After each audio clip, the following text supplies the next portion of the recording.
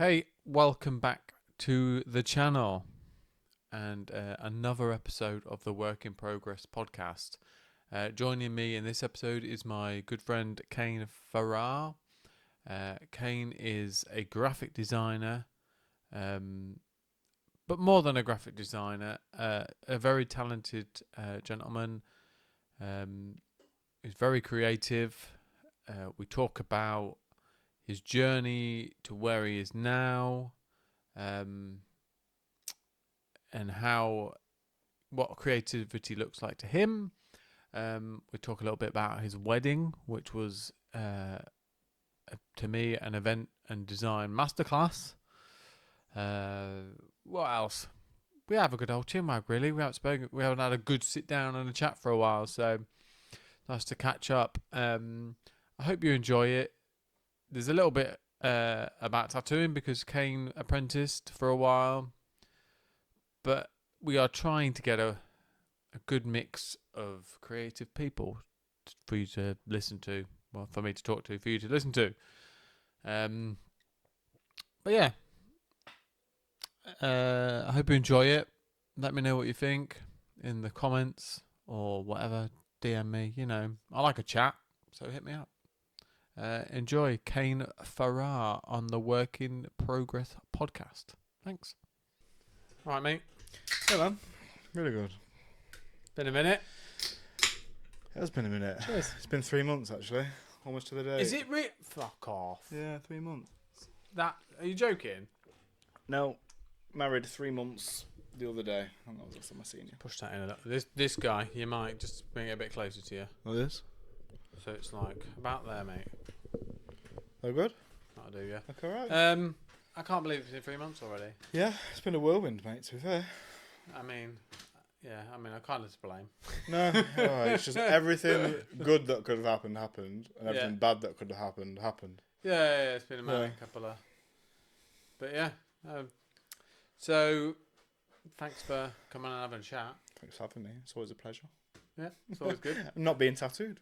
No, well, it makes a change, doesn't it? I mean, we always talk about needing to do more things socially, and like, Because I we're talk old. about it, it kind of feels a bit like, even like a lot of my friends, it ends up feeling like transactional because you're like coming to get tattooed, and because I'm so fucking busy with everybody's so busy. I'm just like that with friends in general, to be fair. When I see them, I'm like, oh, I didn't see you for 3 months. What happened? Did it the other day at a 30th birthday party, and I was like, oh, yeah. And you carry on the last conversation you had, 5 minutes, and then you're just like, oh, yeah, I'll see you again in 3 months. So no, you're right. It's just making that that effort, I guess. So some people, it's like, it can be... I mean, otherwise I'm just asleep. Give it half an hour, I'm usually in bed. I 100% right. Like, Fran's putting Little into bed. Normal circumstances, I would be in there with her. We both probably would fall asleep in the process, and then get out there. And if we're feeling remotely like energized, we'll go and wash up. Yeah. Tidy the kitchen. But normally it's just like, nah, I'm going to bed. Yeah. Just go and lie in bed. And... Dad falls asleep on me all the time, and then I'm just watching like reruns of shit. Or just like crap on YouTube. You're like, like this. Yeah. And then come 10 o'clock, it's like, let's go to bed. Yeah, I should probably give up on trying to. I don't even like. Yeah. I mean, I don't know when you started falling asleep on the sofa, but like I say, it's new for me. This past 5 years has just been like completely different version of yourself. Now I'm old, and like you say, now it's like, oh, it's actually effort to have friends. Yeah, I mean, what are you, 30? 32. Oh, dude, you're spring chicken. Don't tell me this. Don't tell me. I'm already like... It only gets worse, man. I'm 41 in September. Yeah. And, like every morning feels like almost impossible to like...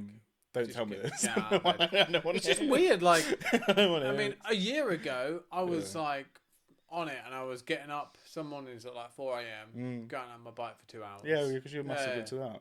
And then I've just like had a year of doing sod all, like exercise wise, and that put you in the grave. And he's put me in the grave. Yeah, like I wake up and I'm like, ugh, I can't even function. And then like, child's to blame. I mean, to blame. I kind of, I've always been like an afternoon napper. I Mm. love an afternoon nap. It's great for the brain, apparently. Yeah. Great for like Alzheimer's and shit like that. Mm. But yeah, I love a nap. What can I say? And it does. From like 35 to 40, you start to like notice the difference. Subtle change in I like get that. how like you God, I can't get the words out. The like accumulative fatigue. So like, especially if you exercise a lot. Like when I was like, if I ride my bike a lot, by like Friday, Saturday, I really start to feel the load of all that exercise at the end of the week. So I need to have like, I know my body a lot better now. So I'm like, okay, I can feel that fatigue building. I need a rest day. Yeah, I was doing that, to be fair. Wedding preparation was buy a Peloton and get fit, right? Is what it was. So it was like full on lycra, cleats on the bike, taking it seriously. But man, my ADHD just got the best of me and was literally just like, you need to hound this a minimum twice a day for 2 hours, smash it out, and then it was like the guilt kicked in if you didn't do it. Well, I mean, my guilt, like regarding exercise, comes with food. So if I exercise a lot, I get much better, like when it comes to my diet, discipline with my diet, because I'm like, well, I've done like 250 kilometers this week. Yeah. Do I want to fucking undo all that effort by like smashing? Yeah. Like it's like sins, Weight Watchers sins, and a cake and all that. Yeah. So I'll still treat myself, but like nowhere near to the extreme that. I've just got a sweet tooth, man. Me too. But again, I just can't. I've got so much discipline with other things that I'm like, you know what, cheeky Snickers. Well, this is the thing with like a sort of ADHD brain, isn't it? Like you go fucking hell for leather at something, and like you're really focused on it, but then you also then struggle to focus on all the other important shit going on in your life. Yeah, stress about it.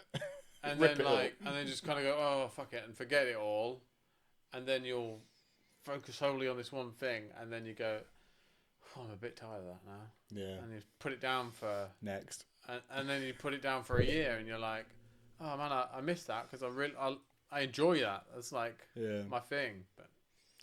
But I mean that kind of mentality behind it. I mean, yeah, I'm still on the bike, to be fair. But that's good. I mean, you look good for it. You reckon? Yeah. I reckon. I'm working my way up to shaving my head next. That's the next thing. Fuck it. Do it, mate. The blonde came out, and I was looking a bit thin now. Shave it, and it's a nice canvas, isn't it? That's what I said. But it's the wife who's going to have to persuade on that. Yeah. I've already threatened her with neck tattoos. She said, don't have neck tattoos for the wedding. And I was like, but... But oh, so that's why it didn't. And now every threat is just I can still divorce you. I'm okay. They live in fear. It'll just have to be Bev. Do it really like gnarly looking. So yeah, that's what I mean. Yeah. So if she does divorce you for it, then we can just it just says it's just live, laugh, love. Abstract calligraphy. Yeah. So yeah. The ADHD thing and the discipline, let's kind of take it right back to the start, if you don't mind. Like of my life? Yeah. So, because obviously, like, that it feeds back into like your childhood, probably, I'm sure. And like... Yeah. So, tell us a little bit about, if you don't mind, your like early years, your upbringing and... Yeah. So, early years, so I'm a Nottingham kid. I was born in Arnold and lived in Bulwell up until I was about 6, just with me and my mum. My dad was trouble when he left, probably when I was about 5, and it was always me and mum until we met my now, who I call Dad. Shout out Dad for taking on the baggage. But he's still around and he stuck by us, and so that was us and me growing up in Nottingham, and school years were hard, but my one thing was always just art. Yeah, keeping your hands busy. whether that was like fighting someone or colouring in someone's face or whatever it was. And then I carried art all the way through until now, really. It's all I've ever kind of known and done. So really. the creative side of things as a kid, was that was there anyone else in the family that was creative, or? Well, my mum was also a troubled child, so she basically ran away from home when she was like 14. Right. She was really young, and she had me at 17. Yeah. So she was still a kid herself. Yeah, my mum was still a kid, but since being a grown up and having more contact and understanding of being an adult, the stories kind of open up, right? Yeah, and so of course. Yeah. Now I can sit down with my granddad, and he tells me these like wild stories because he doesn't have to keep things PG anymore, so to speak.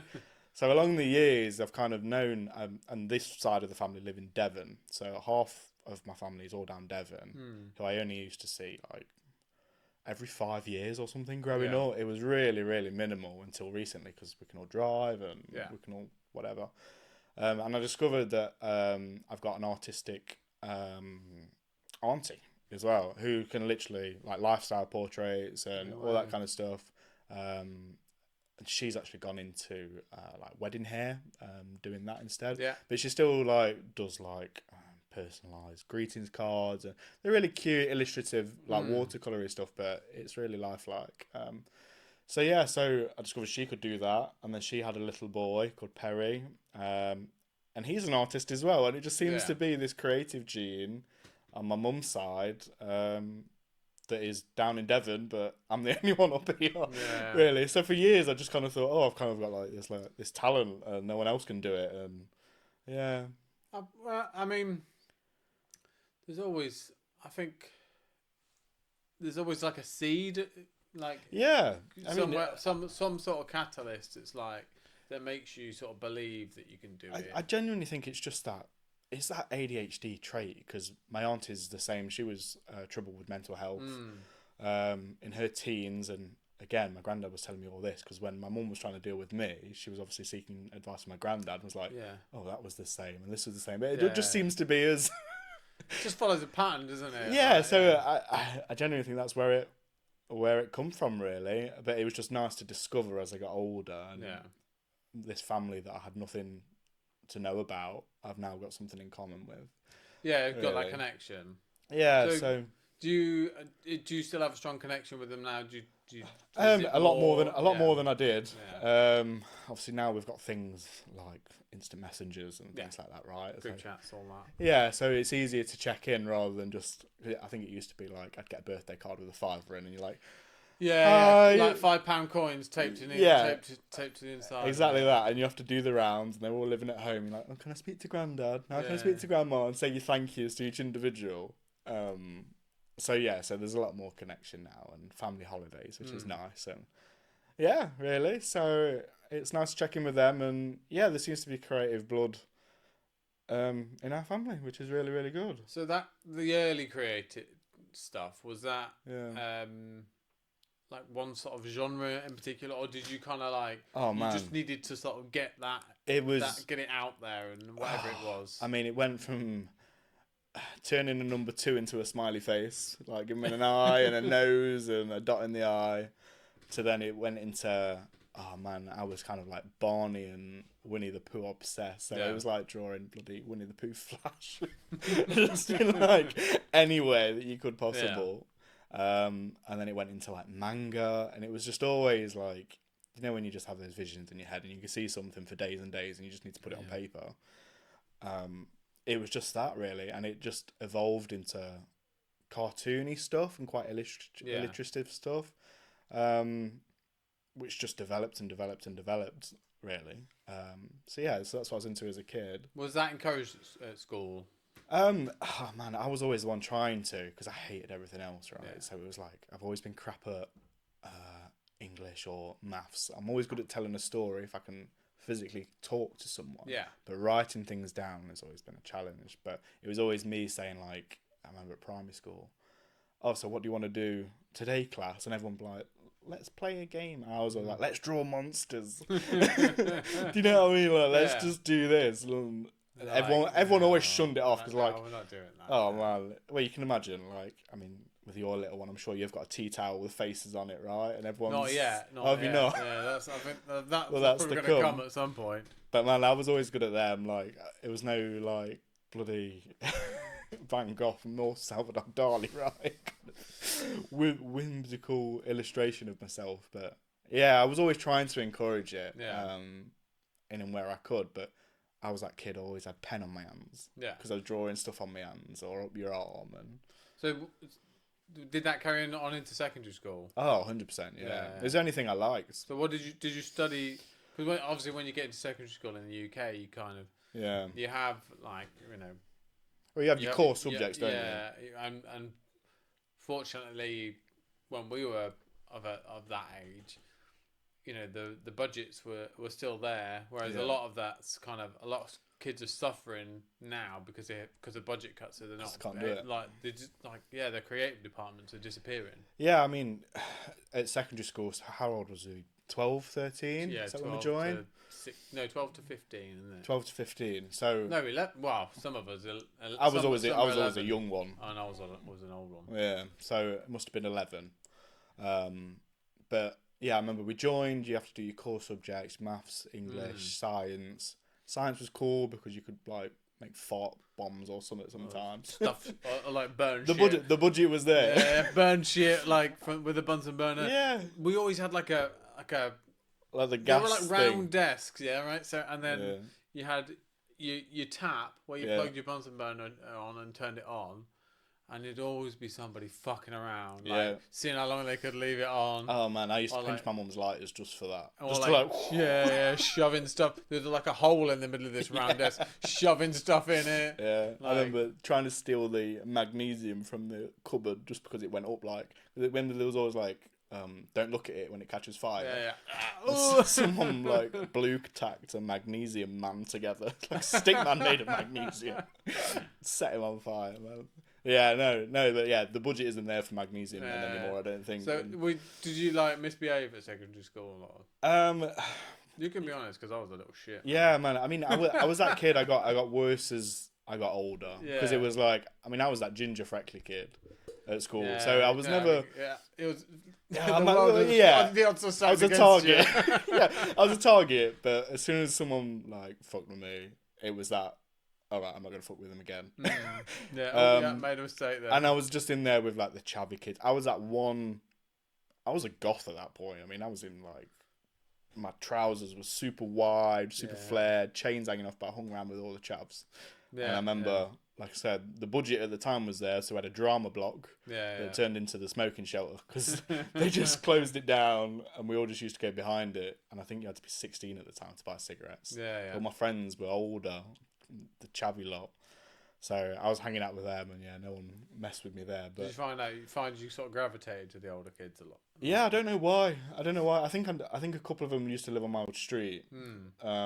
So when I was just out and about, because I was skating at the time then as well, they were like trying to rob my skateboard, and I just knew them. Do you know what I mean? There was a mutual respect, but we didn't talk. Just kind of like, well, you won't fuck with me, I won't fuck with you, sort of thing. Yeah.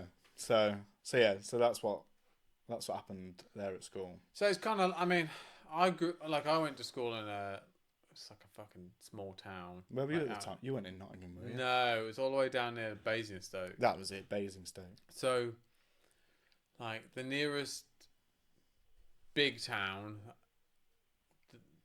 it wasn't even a city. The nearest big town was Reading. Right. So, okay.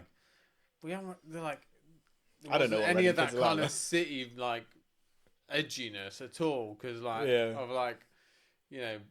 don't know, I guess like growing up in or around a city kind of maybe like hardens you a little bit. Well, that's what I mean. I don't know any different. It was like I say, Bulwell in Nottingham's pretty scabby. It's got a bit of a reputation. And Arnold's no better, and Ilkeston's definitely no better. And I'm 32 years old and I'm there, but something. I mean, like I say, when I moved to Chesterfield, when I met Bev 6 years ago, it was lovely. It was in the peaks, but something kept bringing us back. Bringing us back, and I don't know whether it's a family or friends thing or just a connections thing. But I think like if you're growing up Yeah. in like sort of a more sort of bustling Yeah, there's just something that vibe that you wants kind you of need back. that hum, right? Yeah, I think so. I mean, Whereas I'm quite happy out in the fucking was it? sticks. Well, Like, I I mean, mean, don't we get are, me wrong. but that's what you said. That 35 to 40. I feel like the next house will be remote. Yeah, you're like, look, Like, I'm close enough that like if I need to, yeah, I can drive into the city or I can hop on a bus or whatever. Yeah. Like, I don't need to be. my concerns There. now on right. It's going to cost me 35 quid to get home from a night out. 'Cause Yeah. I ain't on no night out. Well, I made a royal fuck up when I was coming back from a stag the stag do I was on at the end of last month. I got on my train from Birmingham to Nottingham. Didn't realise I needed to change, so I was just minding my own business. And like the next station is Sheffield. I was like, for fuck's sake, Fran. and then that's it. And then my next thought is like, she's gonna fucking kill me. I'll be a bit late. She was like, because I fucking hate trains, here's man. the cherry on it. Like, she had already driven to Nottingham to pick me up, so she sat in the car park in Nottingham with Nora, like waiting to pick me up. And I'm like, oh, sorry. You're a bad lad. She was like, well, you're just gonna have to figure it out, aren't you? I was like, yeah. I'll see you at home. Yeah. So I was like, I looked at like getting. It's like, where can I get the train to and then get the bus? And it was like Ilkeston or something. And then a bus, and it would have taken me about 4 hours. And I was like, there was like workshop, there was no way of getting back. So I was like, so what happened? I was like, well, look, I got the old Uber app out, didn't I? And I was like, well, I was bracing myself to be absolutely wounded by whatever it was. 40 quid, chilling. From Sheffield to here? Yeah. Sunday morning. Oh, that's not bad. Yeah. So I was like, 40 quid well spent. Oh. In privacy and quiet with the aircon on. See, it's those wins. It's like I'd rather do that than get a train anyway. Oh, mate, like, well, I would have rather have like made it to Nottingham and gotten a lift home and not spent the 40 quid. Well, I'd have been in the company of your other half. And... Yeah. So yeah. Oh. I seem to do that. If I haven't asked Fran to like pick me up or do anything like that, I would never have a problem. It's only ever the times that I ask her to pick me up that like something goes wrong. I fuck something up or something goes wrong. Yeah. And I'm like, oh god, she's not gonna let me live this one down. Oh man. No, I'm quite good at that. I just again noticed that ADHD thing for me. It's like I have to plan my journey probably like 6 weeks in advance, just because it's like I've been in that position before and it just messes with me. I'm pretty chill about stuff like that when it comes to like journeys and like. I'd say just because I know it's like the person on the tannoy. It's like, and I go, is this me? Yeah. Do I need to change? Am I in carriage A? Or like, where am I? Yeah, I don't feel like I need to. Like that. Say that stag do. I just.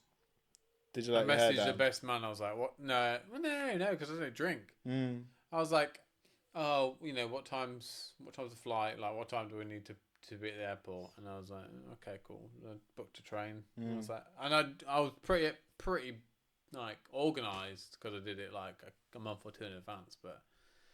And like my pal that was going as well, he's like he really needs to know exactly what's happening when it's happening.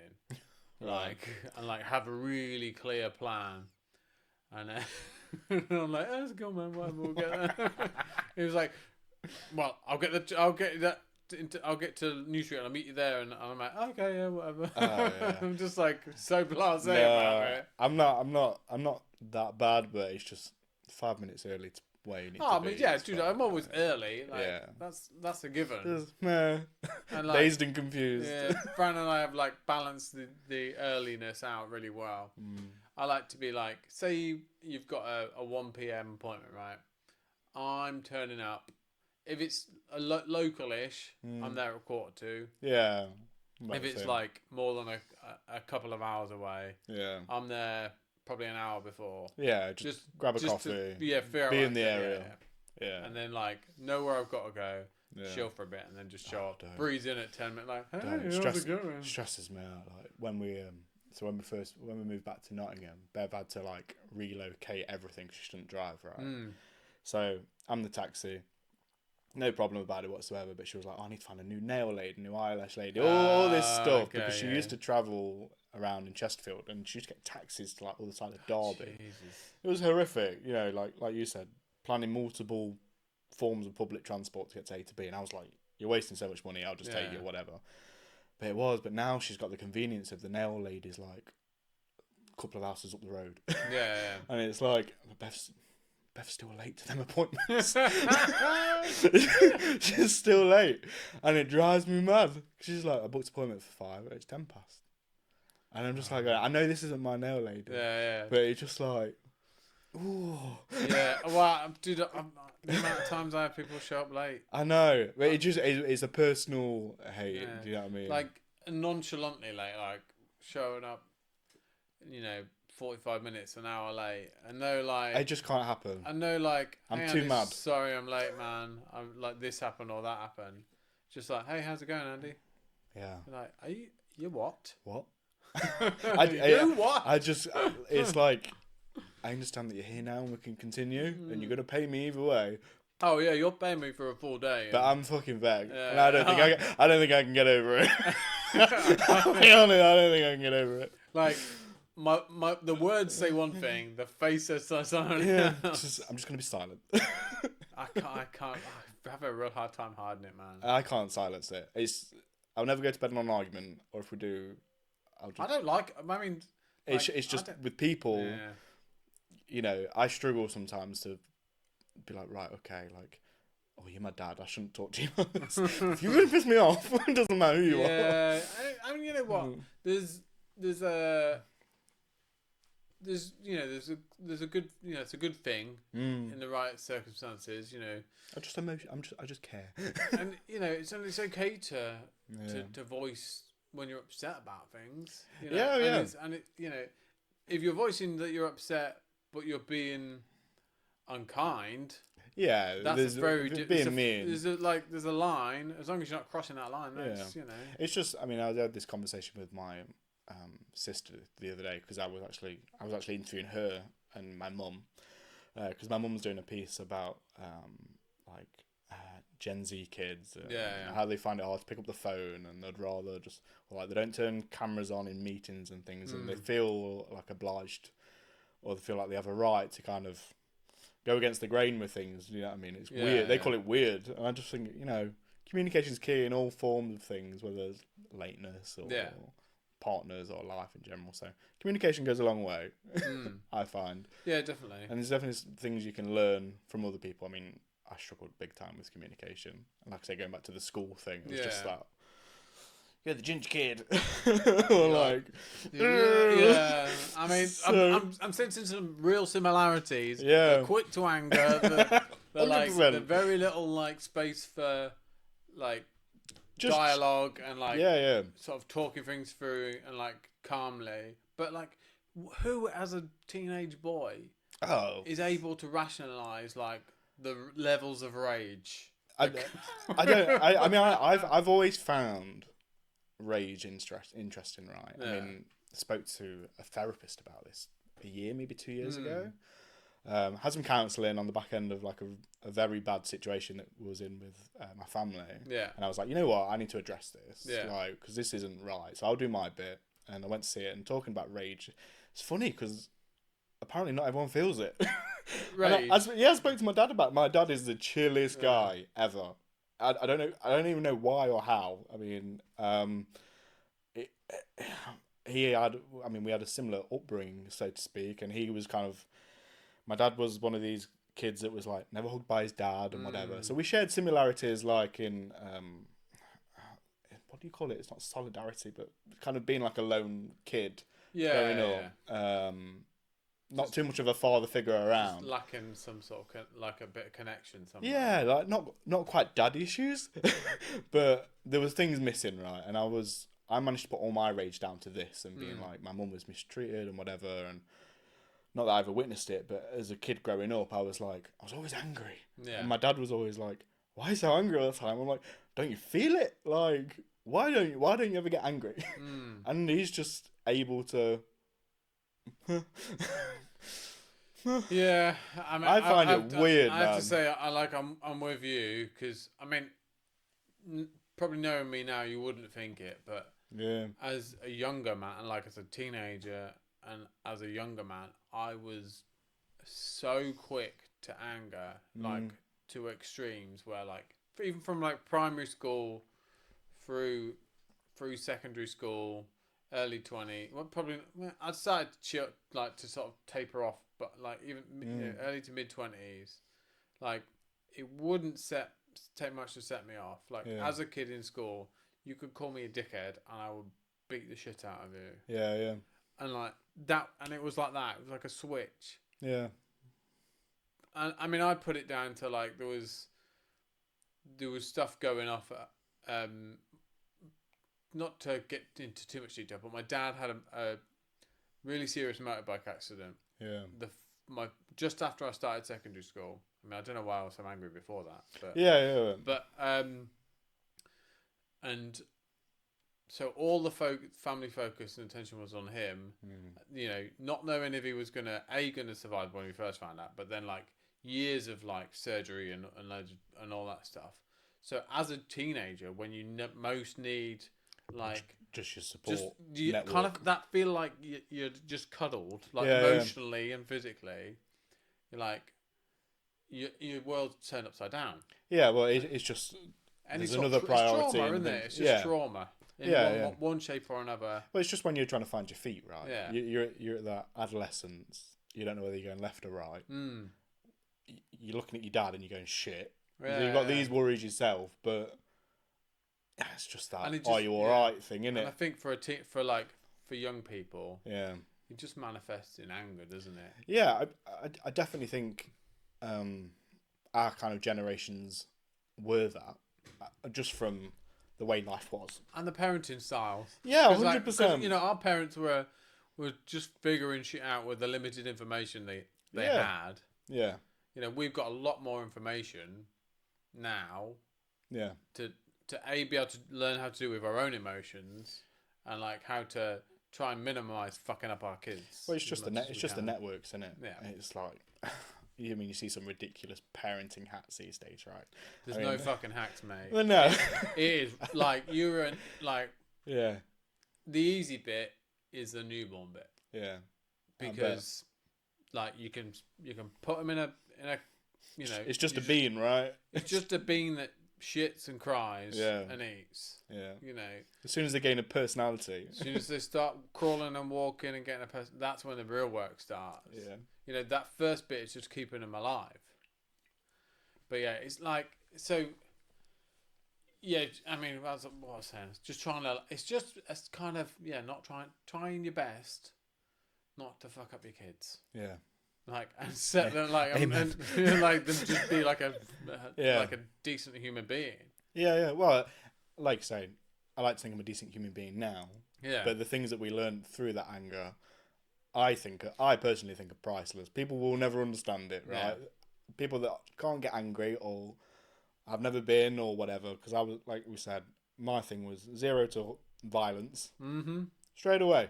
Yeah, same. All right, don't cross that fucker. Yeah. And then there comes an age where you can't do that anymore. Yeah, and you have to gain these skills that it took me lots of heartbreak and relationships to restart over because people just don't get you. Yeah. And I just go in, okay, well, I don't know what it is. Bye. Yeah. I'll deal with this, and life will always continue that way. So that was my journey as a kid into adulthood and violence. Yeah. Was there a point where something clicked and it was a catalyst for like you kind of going, oh, you know what, like it never this isn't working, or until I would have been 30, and I that's when I reached out for counselling. Yeah. Some really interesting I call it homework that they kind of set you to do that. It's really interesting, like all the conversations you had prior. I mean, the thing I loved about therapy so much was kind of like you was just in a space with a stranger that would nod a head and write things down, and you just think, oh, I feel like I'm on some like American fucking. I just wanted to lay down on the chaise longue really and just be like, right, my problems are, but in fact, it's nothing like that. Yeah. So you should definitely have. I credit myself having the confidence to go and do it and then keep it up. But it was like going and they'll say things like, "Oh, write a letter to your younger self," and you start like writing these things down, and things just come out of it that you just never expected. But you know what? You feel better for it. So as soon as you can like kind of learn to understand why and what, and if you have a partner, kind of talking to them about it and being like, "This is what I've been up to," not hiding anything, just being frank about it and saying, right, I'm still going to be angry. Yeah. I'm allowed to be angry, but this is how I'm going to deal with it. Yeah. I'll just be open and I'll tell you that, like, well, there's a code word, right? I might say cabbages and let's just stop talking. Yeah. And that's the time out. So I'll just say cabbages and we'll come back to this in an hour, let's say. And it's helped. So you kind of feel yourself like the anger building up and you're like, but you now recognise it. And you're able to go like, I need a break. Oh man! So I can come back and we can talk about this rationally. So I can talk about this rationally. If it's with an individual, if the cat shit's on the floor, man, it's like, why, why, no, why? You know what I mean? That would make me see red so many times because you pick it up every day and you go, right, it's a cat. Yeah, let it go, man. Yeah. I have to say, it's like, fucking cat. I actively have to do this myself. Like, there's, like, if I even down to like little things, like if I get an email that's like, I don't like the tone of it, like. What do you mean? Like, your uncle in Abu Dhabi is giving you $1 million and you don't want it? Just like, if somebody's like, if it's a work related one and it's like the tone isn't quite right, or it's caught something a bit like someone's a bit shirty, but it's caught me on like an off day where I'm not like. Just send him a K. I could be like, I'll like instead of replying in anger, I'll like. Mark it as unread. Yeah. Come back to it. Chat GPT. Like, and just like giving myself like some space to reset and go like, you know what? I'm not in a headspace to deal with this right now. I need to go and calm myself. And that's the sort of shit I'm trying to teach my kid. Funny story. I had to have this conversation with my grandma. It's my grandma. It was legit. I remember. So I went to see her and she was pissed at her sister. And she was like, she's been really short on text messages with me. You know, some people just can't text grandma. Yeah. And then next thing, grandma's texting me. I text grandma like my holiday pictures when I was away. She was asking me something, replied, and I think I got a K back from her. I was going, Grandma, you're coming across as rude. Yeah. It's like, you have to take your time and like you're asking from others, and sometimes it's just being like, oh, these people, it's just the way they talk, right? Yeah. It's just some people. It's just the way they deal with it, because you know what, you're probably going to meet that person and they're actually going to be lovely and really polite. So the best thing you can hope for is that. And if they're not, then you never have to see them again. I mean, this is like this is a really simple thing, and like that I've adopted in my sort of workflow, right? So now I'll have a chat with somebody, whether it's via email or social media or whatever, and as soon as I can like gauge whether they're interested in sort of taking a step forward or not, I'm scheduling a video call. Yeah, I think that's because that's the best way. If anything you say or do in like text form can be so easily misconstrued. You could quickly like send someone a really short reply because you're busy doing other shit, and they misinterpret that because they're not in the right headspace or whatever, they're busy. Yeah. And it immediately causes friction. Yeah, I mean, speaking from experience, I mean, used to growing up again through text, I got in so much trouble over text. Yeah. Because it was just exactly that, because the way my brain's wired with it, it was like, well, you can't put smiley faces in. You can't do too much of this, too much of that. You're trying to come across as normal, and Yeah, it can land you in hot water. So I'm the same, and especially in work now. Yeah. It's key. Again, it's just like communication and actually face to face communication. I mean, I thrive off it, but Yeah. some people just don't understand it. Well, it's the subtle, like it's just eye contact, Yeah. like, all that sort of stuff. But that's loads of skills that like. There's fucking pigeons on the roof. Sorry. shagging. Those are skills that like I just don't think I really had as a teenager. It's one of And that. even in my like early 20s, Yeah. I don't think my communication skills were what they are now. Yeah. I still very much think I've always had them, but I've always been too quick to do them. Do you know what I mean? Whatever situation it might be, whether it was the fact of like, whether it's a professional call or you're dating someone, I'm always quick to like, just pick up the phone to them rather than this texting crap. Yeah, I've always craved it, but I've always just been good at chatting. I'm like an old woman. Maybe that's what it is. Like, Well, I mean, not every like. You know, no, but I think not everyone can do it. But it's foundation for me. Yeah. You can gain so much from it, right? If you can hold a conversation, I think you can kind of like disarm people quite, and not in a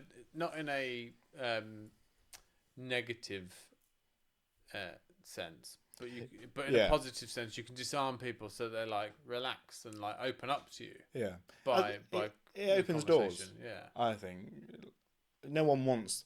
I mean, I find it awkward if someone can't talk to you, or if you're like you, if you've got an appointment with you and with you all day. Yeah. If you can't have that conversation, I don't know. I've been in that situation. Hard, man. Yeah, well, I've been there before, where it's like I don't want to over chat, but this is well boring. Yeah. We might not have nothing in common. Yeah, but you can always find some common ground. yeah, it's whether I've, you can hold it though. And I've like. Yeah, I've definitely sort of. That's something I've opened up myself up to. It's like most people, you find something you can at least.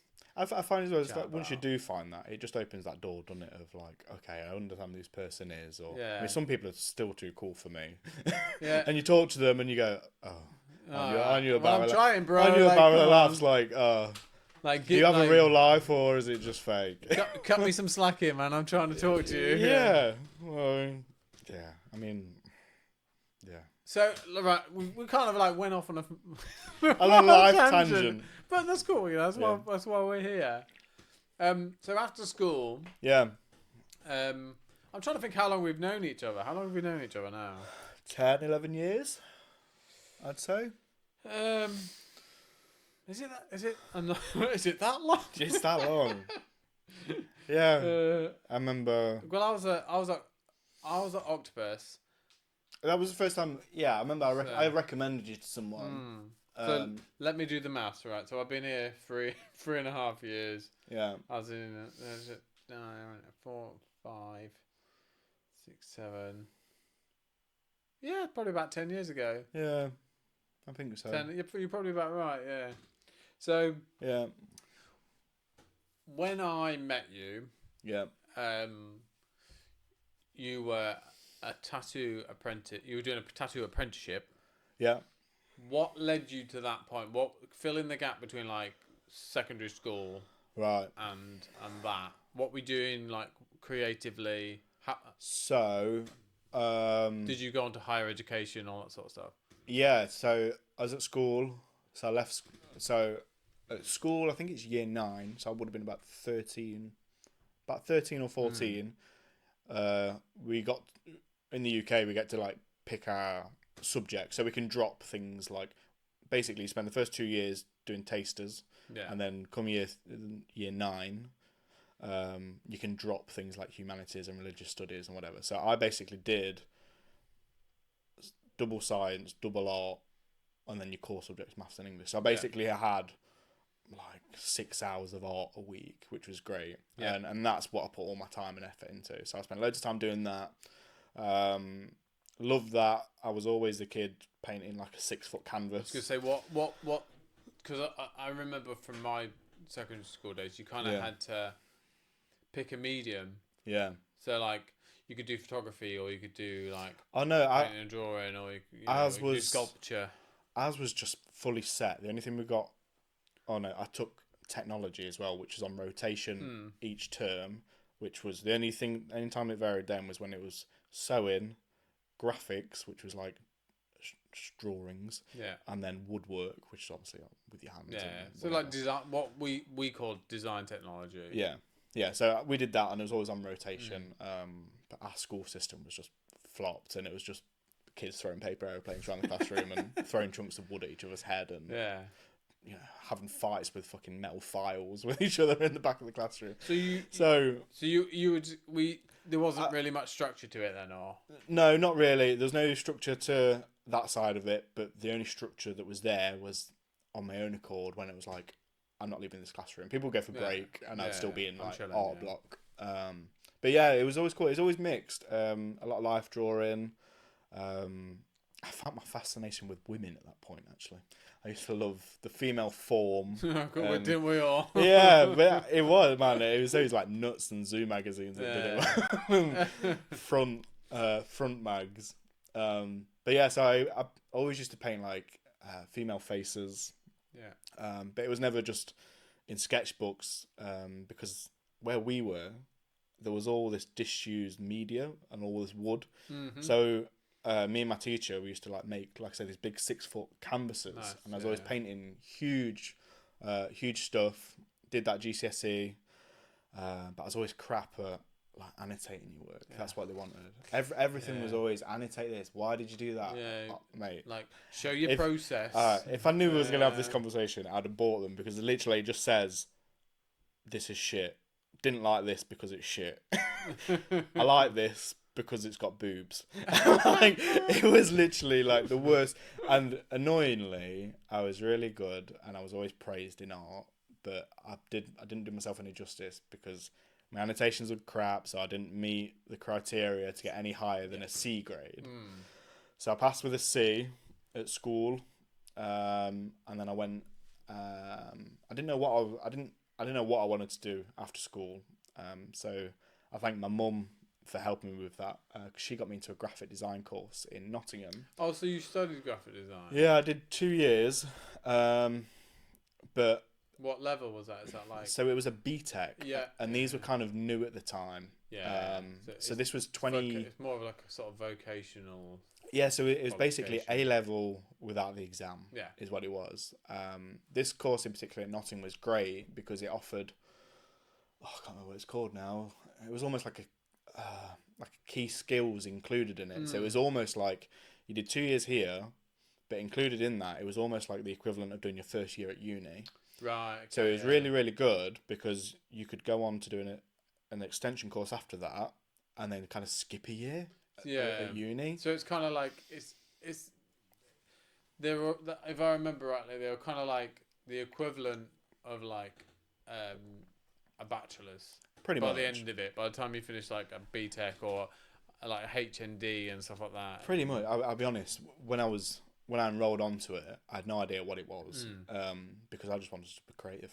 At this point, I discovered Warhammer and I could get spray paint, and I was out tagging my old school, tagging the streets, and being creative with spray cans. Yeah. And I was like, being in the city, going to Nottingham, living the city life, fake ID. Yeah, it was just like great. Kind of it was like keys to the city from here. So I did that. I enrolled in that, and that was great. Really, really loved that. I pratted around a little bit, tried everything that was on to offer, and then I came out of that with, I think it was like merit, which is like a B basically. Yeah. So were you planning at that point? Were you like, right? So I'm doing this course because that's where I see myself going. I had no idea when it was. I remember looking at a course locally, and it was literally just like, it was like potato paintings. I was like, these kids in this course are so, this is not what I want, but I don't know what I want, but it's not this. Yeah. And then in Nottingham, because they had like a gallery inside and you could see all the other students' work, and I just knew that I wanted to do something here, because on that course we did things like CAD 3D, we did 3D modelling, scale modelling. mark making. So did you learn to like? You obviously learned to use like CAD, like Yeah, basic. CAD So software. Did you use like the Adobe suite and stuff? Is yeah, that where you so learned that? it was a bit like school doing this BTEC because it was like you did an hour sessions for each one, um, and it was never enough. That was a weird thing. So Yeah. so it was the course was 2 years. So in the first year, it was like tasters and like coursework and bits and bobs. And then in the second year, you'll specialise. And Yeah. I specialised in 2D rather than 3D. So Yeah. the 2D involved Photoshop, Illustrator, Yeah. illustration, all this messy stuff, we'll call it, rather than the CAD, which was cool, but I couldn't get my melon around It's it. kind of like more like if you're going into engineering or something. Yeah, which was I never envisioned myself doing that. I wish I did because the money looks great sometimes, better than colouring in for a living. But the interest just wasn't there, and there was a lot of distractions being in the city. Right, Of course, yeah. there were so many distractions. I had a fake ID. I was going out in town. It was Mate, great. Didn't even fucking need a fake ID when I was that age. Mate, again, You if just had to look relatively like yeah. not like a child. Well, this is what I mean. I remember going back to the tattoos. I remember my first year there, I got work experience at a tattoo studio, and I got a tattoo. So while you were doing your BTEC, Yeah, you got work experience at a tattoo studio. yeah.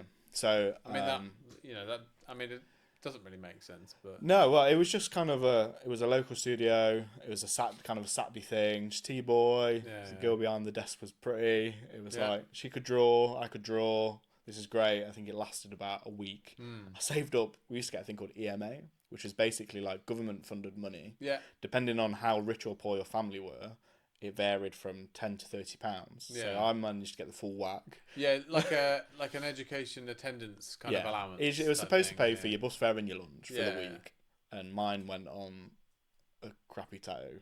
Basically, I think I saved it up for about 6 weeks. I starved myself, Yeah. literally living on like second-hand cigarettes and water. It was literally like, look at me, I've got this shit tattoo Look how tough I am, guys. that you later Yeah. on covered up. But Which one was that? oh, it was Victory. Oh, I fixed it. Fixed it Yeah. up. So I've still got it. Yeah. But yeah, anyway, so that's what I did at college. Second year specialised. At NCN Adams is what it was, and this was when back in the day cracked Photoshop used to exist. Oh yeah, baby. Oh man, because it was literally you got like It an was hour. so easy to crack Well, it as well.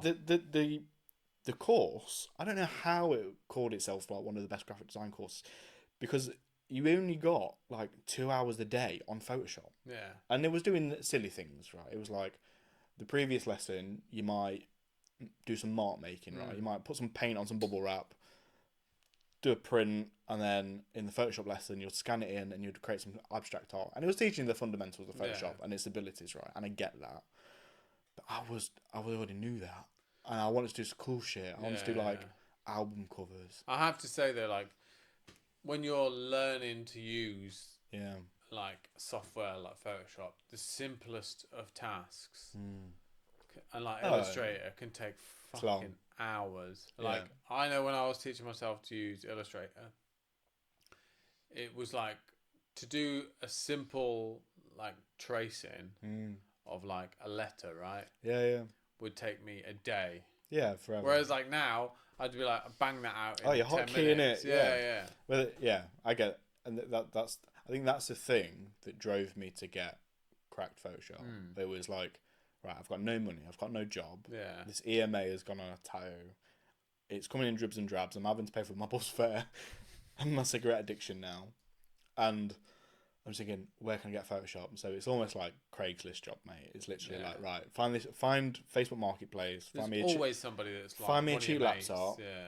I managed to get a cracked version of Photoshop, and then it was literally ADHD brain kicked in. It was like, do you know in like Hangover, you got the mathematical equations all coming up. Everything is coming together for me, and when I'm attending class, I know how to do it already. Yeah. And I'd hyperfixated on it, and I'd learnt it, and I was like, I need more. What am I doing? What am I doing with this Photoshop? Everything I'm creating now in these lessons, how am I doing it? And then that opened my door to print. Yeah. Is where I went, and I wanted to do screen printing, merch, t-shirts, and it was just another. It's just another layer, right? Of like the interest I need in to it. do some. These are the creative things that I need Yeah. to get out of my brain and out into the world. Yeah. Yeah.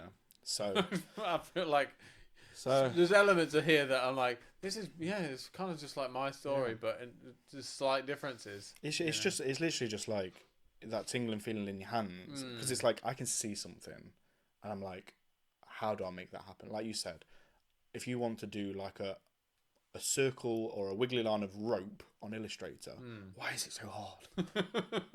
Why is it so hard? I can see it. Yeah. What are the steps I have to do to be able to create this, right? So you apply yourself, you do it, you smash it out. All of a sudden, you've got an archive and a gallery of things you can now do quickly. Right, this is going to look really cool. What can I make now? Yeah. What can I fulfill? So my thing was, I always wanted my own clothing brand, right? Yeah. So that got me into that, and obviously my interest sparked with the tutors, and the tutors were cool with me at that point because they could see like, myself. Oh, you get it. Yeah, we're applying ourselves. Everyone else is still doing potato prints, mate, or like butterfly prints, and you're just doing like a birthday card for their mum. Yeah, or making a tissue box out of fucking paper or whatever. And you go, right, let's do something cool with this, right? So it was cool. So I did that. I really got into screen printing. I started up a little brand called Far Away, which has been on my name. So it's FARR Away. And that was really cool. Smashed college, got really good grades at college. I left. I set up on my own a little bit, and this was when Facebook just come out. So I was doing like web banners, profile pictures, when everyone wanted like matching. Was this post MySpace? Because you cleaned up MySpace. Yeah. Well, yeah, no, MySpace has been and gone. Same with Bebo, however you say it. I missed that. Yeah, Completely passed me by. Sending love. Never got anyone's love.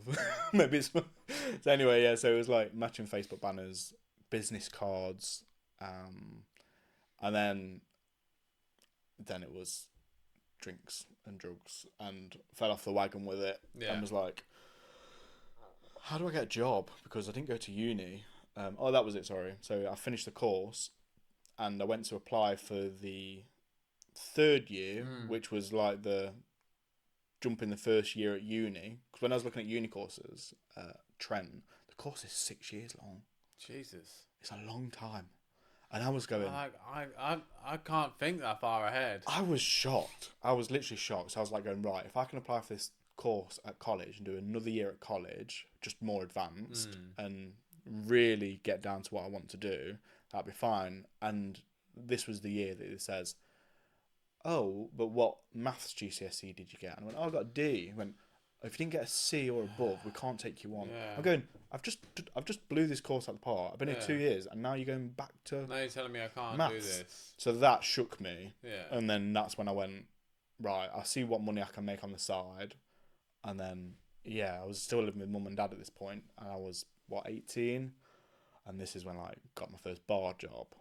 Fell off the wagon. It went really quiet for years. I didn't do graphic design. I didn't pick up graphic design again for probably about 4 years after that. Yeah.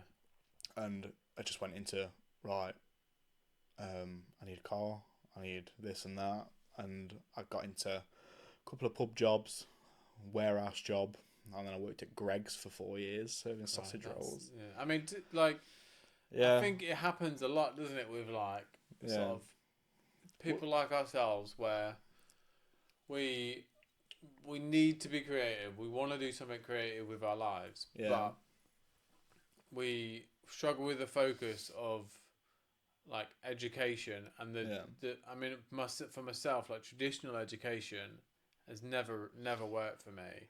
Like I can't learn, like I can't sit in front of someone and then fucking reel off a lecture because like my mind will drift. I do think it's mad, like looking at it, like from an adult's point of view, looking at it back at it and going, it's kind of wild, isn't it? Nobody fucking learns anything. I think it's well boring. Like it's so boring. Yeah. It's like I don't know how is that, and I don't know I don't know any young people now or have any family that is in school now that I could ask. I think my sister, I mean, there's 8 year gap between my sister, and she said like her GCSEs were a bit different, or like they've started grading them different. But Yeah. just the whole concept of school itself is wild. I mean, I've got nieces and nephews in secondary school, and they you don't get an awful lot out of them. They're like, Yeah, it's what it is. boring. Yeah. Basically, like they have like maybe have a subject or two that like they enjoy, but there's like it's almost like the system's so fucking broken that like their teachers don't want to be there because most of the kids talk to them and treat them like utter shit. Yeah. A lot of people would fall into like teaching as a career because they're not sure what else to do with their education. I think it's. I mean, my best friend's partner, she's a secondary school teacher, and it blows my mind thinking, oh my god, I know a secondary school teacher. That makes me feel well old. But like you say, just the whole like transition into secondary school, like becoming a teacher in itself. And she actually enjoys it, and she loves her class or whatever. A bit too close for my liking. Like they seem to be quite hip teacher. Yeah, and it's like a bit strange. But maybe that's what it needed, because my teachers were fucking awful. I think they all stank of coffee and cigarettes, and they all it was like no one wanted to be there. I had a few teachers that I connected really well with, but I think the difference was they wanted to be there, and they saw the potential in me, like that I could be more than like my actions, the way I behaved, for whatever reason that was. So they were kind of like, they encouraged me, and they let me blow off steam when I needed to. They weren't like fucking on me if I was like kicking off. They're like, just fucking go over there and chill out, man. Like,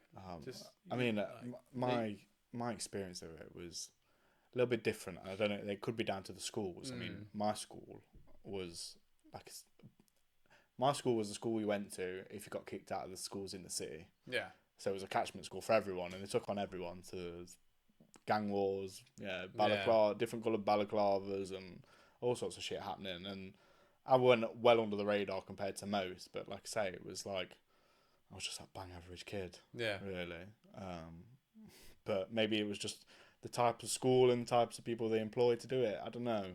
But I suppose if you found yourself working at a school that's like got like, challenging kids, you're kind of like, you can't be psyched onto it. I couldn't do it. You take a lot of shit on like on a day-to-day basis, and you get beaten down by that. Yeah. And like your patience and tolerance for like for that shit is like just kind of diminishes. So no, so yeah. But yeah, so anyway, so how did you get from? Well, so from you Greg's from Greg's to the Greg's tattoo to an apprenticeship. Yeah, how did that happen? Pure confidence and conversation, like we said earlier. So it was literally. Had you been getting tattooed a lot at that point, or? No, not really. I had a few. No, I was sorry. Tell a lie. I'm getting my timeline mixed up.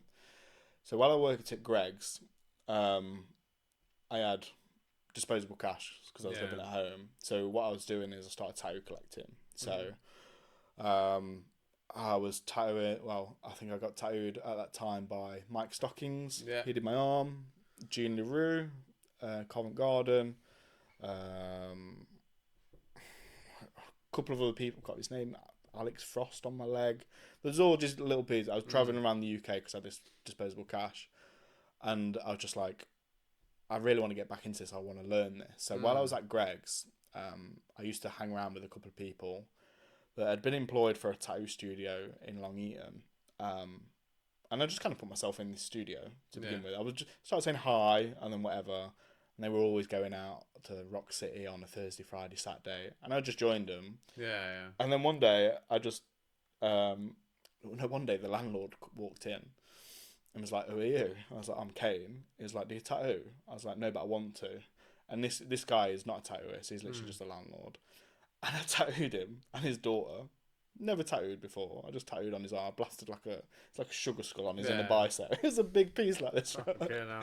I was literally pushing like a 14 round liner through like a old bishop. It was literally like, wait, the thing was cranked up. So I was literally blasted that on him. He gave me a lift home and 30 quid. And then I was like, I want to get back into this. And then I think I stopped hanging around with them. They obviously didn't like what I was doing. And that just kind of come to a close. I mean, that kind of happened quite a lot. Like, I mean, but if we talk, how many years ago are we talking now? 10 years ago? A little over 10 years. More, I would have been 19, maybe. 19 at the time. So what? 20, 21, 22, 23, 24, 12, 13, 15 years ago, yeah. maybe? More? Yeah, like 15 years ago. So, like 2010, like... Yeah. Like, people were like, shady about... Well, there was still a lot of, like, gatekeeping and closed doors and... At this point, I didn't know nothing of this world. I just knew that I wanted to tattoo. I didn't want to tattoo at home because I didn't agree with it. Because I tried to have as much education and knowledge and enthusiasm behind it as I could. Yeah. I was just hanging around with these wrong guys because these guys it's just drugs and alcohol. Yeah. Live your life. Dude, that was tattooing back then. And it was literally like 2 people might come into that shop. Yeah. All day. The rest of it's just taking the piss and not even drawing. It's just not practicing anything. But I was in the door. Landlord had me, and then the landlord found out I didn't have a license, so he was like, right, this needs to stop. I just stopped going because I didn't like hanging around with these people. Continued at Greg's, and then one day I went to get a haircut, and a guy walked in covered in tattoos, and I literally said to him, I just said, oh yeah, nice tattoos, like I'm actually looking for a proper apprenticeship. And he basically says, well, I work at the shop across the road in Beeston. And I was like, all right, yeah, okay, well, keep me posted, like, it'd be cool to get tattooed by you. I think I got 1 tattoo off him, and we bought it up again, and he basically just says, yeah, well, if you want it, it'll be old school, it'll be like first year, you'll just be like cleaning toilets and shit, and then we'll just go from there and see how we get on. And next day I turned up, so I managed to switch all my so I did this for about 2 years. I switched all my shifts at Greg's. So I was a sandwich man. So I used to walk in the morning at 5 a.m. So I used to do 5 a.m. till 12, like lunch. And then that was at Greg's. And then 12 till 8 was my unpaid apprenticeship at Beeston. And I did that for like 2 years.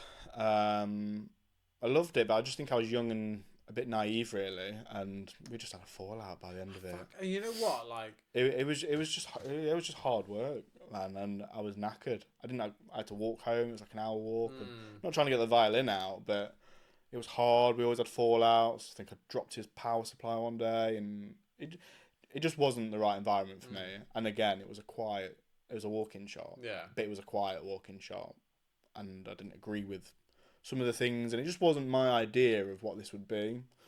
So that's how I got to the apprenticeship. But yeah. Do you regret kind of not sticking out or pursuing it, or trying a different avenue? Or I don't regret it. I just wish I didn't just shut the door on it, because it was kind of like first year. It was literally like, I mean, the owner had every Marvel character, my figurine. There was a wraparound building, and they were all on this little shelf. There were hundreds, man. I used to polish them once a week. Oh my god. Yeah, polish them once a week, and then the fun of like setting up and breaking down and whatever was great. But I only got to do that maybe like once or twice a day, or like which wasn't that busy. So yeah, so it was hard. So then like trying to stay motivated was hard. And I think probably at that point, maybe it'd been like a slight boom. Yeah. So there was a lot more like tattoo studios appearing like. There was none outskirts of cities and stuff like that. There was none where we were, because we were. The owner was in a bike gang. Yeah, he was in HA, and it was kind of like you do not fucking open anywhere near us, basically. Yeah, no one's there. It was really high up in HA, and that was that, and everyone knew that. Everyone was aware of that, and it was fine. It was really cool. It was a cool thing to have. everything was always done. We renovated the shop. We went through a renovation with my mentor. We did that. It just never picked up, and it was just never how I envisioned it. And at the time, well, he offered me like to buy his machine, so I bought his machines. I had some good knowledge. I just never did anything tattooing. Right. It was never like it was not enough of what I wanted, and I don't know if I was in a position to ask for that. Yeah. But it was kind of like, I've got these machines now. I want to know about them. I want to learn about them. But instead, it was like using my own initiative and finding videos and books and things. I had all that going on, but I wanted it from like the horse's mouth kind of thing. Yeah, I think. You know what I mean? If the shop isn't particularly busy, Yeah. it's hard to sort of to give somebody that guidance because you've got to be able to show it in practice, right? Yeah. I mean, some of the cool stuff. I remember, again, being able to drawing and painting all day was great because people would say, "I want his flash," or "I want that." So I'd get to draw some things that were then tattooed by my mentor, and that was always cool. I was always proud of those things because I was tattooed well and it was my design. That was always fun, and recommending friends to come down to see me what I'm doing. It just wasn't. Just didn't happen. Yeah, it just wasn't. I remember there was a day when it was kind of like, I won't go into the details of it, but it was like, are you staying or going? Because this is the last straw. And I was like, I don't know what's happening. I'm just going to go. And then I think I tattooed, had all this equipment, I had all this, all what I had. I was tattooing on the road for a little bit, friends and family. Yeah. And then I was like, I need a full-time job because now I've got 8 hours a day free. What do I do? Yeah, never got rid of my tattoo machines. Still got them. Still framed. Still got my Mickey Sharps, my Sober. Classic Sharps. Yeah. I mean, I've had a few of those over the years, and I've always ended up getting rid of them. Yeah, I mean, I've never been like wildly precious about machines. Yeah. I mean, I've got like my first one, and then up there, and there's like the frame of the other one that were the first two machines I had, but everything else, like I'm just it's just stuff.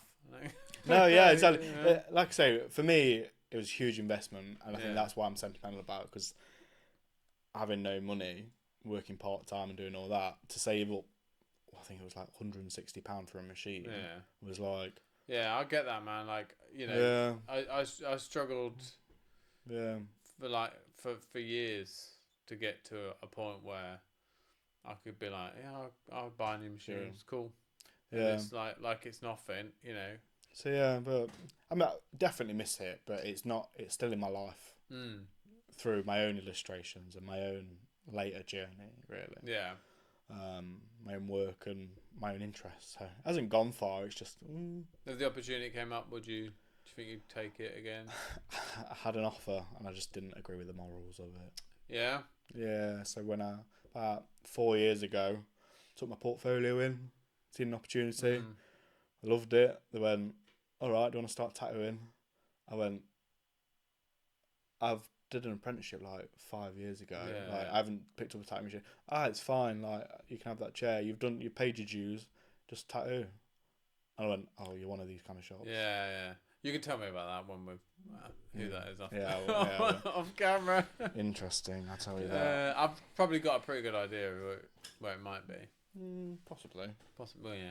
But yeah. Anyway, so you was quick to block and delete and never went back again because it was just like the opportunity was there, and I thought, "Oh, this could be mine." And then think, you know what? Definitely not. I mean, I think that's one of those things as an adult with a bit of maturity, you kind of go like... I think I would be the adult at that shop. Yeah, you've kind of got to like... You have to... Yeah. It's like making friends as an adult. Like, if your morals and stuff like that don't align, or, you know... Yeah. You're not going to get on. But I see it. There's so many, like now, that's probably why there's so many people around, because everyone's given an opportunity to just come and do it. Yeah. Pick up this pen. And like people wonder why, like, I've never had an apprentice. Yeah. Because, like, I just don't really feel like people, like, they don't value it. They don't, you know, and they don't put the effort in. Yeah. I mean, that's for me. Like I say, the world of tattooing in my head comes from coil machines and all this other stuff that goes with it, and all this knowledge that I can respect. And I think that's just where it is in my life, and that's my version of tattooing. That's how I understand it from what I lived through. Yeah. Anything modern, it's like trying to change your taste in music as you get older, right? You're like, oh, what is this shit?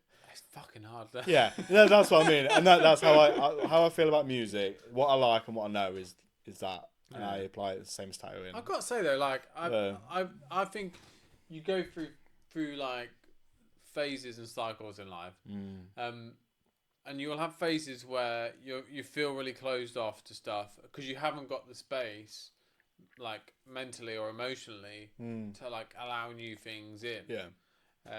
For whatever reason, but then you'll come out the other side of that, and you feel like really open and responsive to new things. And I've kind of gone through those phases. Like that's exactly what.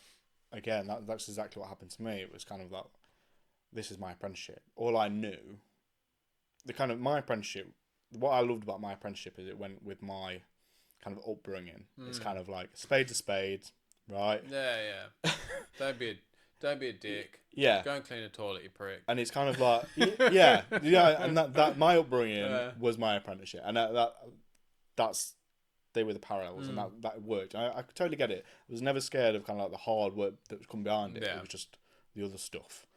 I think if you haven't been like, handed everything on a plate, then you kind of you're used to having to work, right? Yeah, it's just, I call it analog. I prefer the analog way of doing it, and that's what I like. But anyway, so that come to a close, and I was like, shit, now what?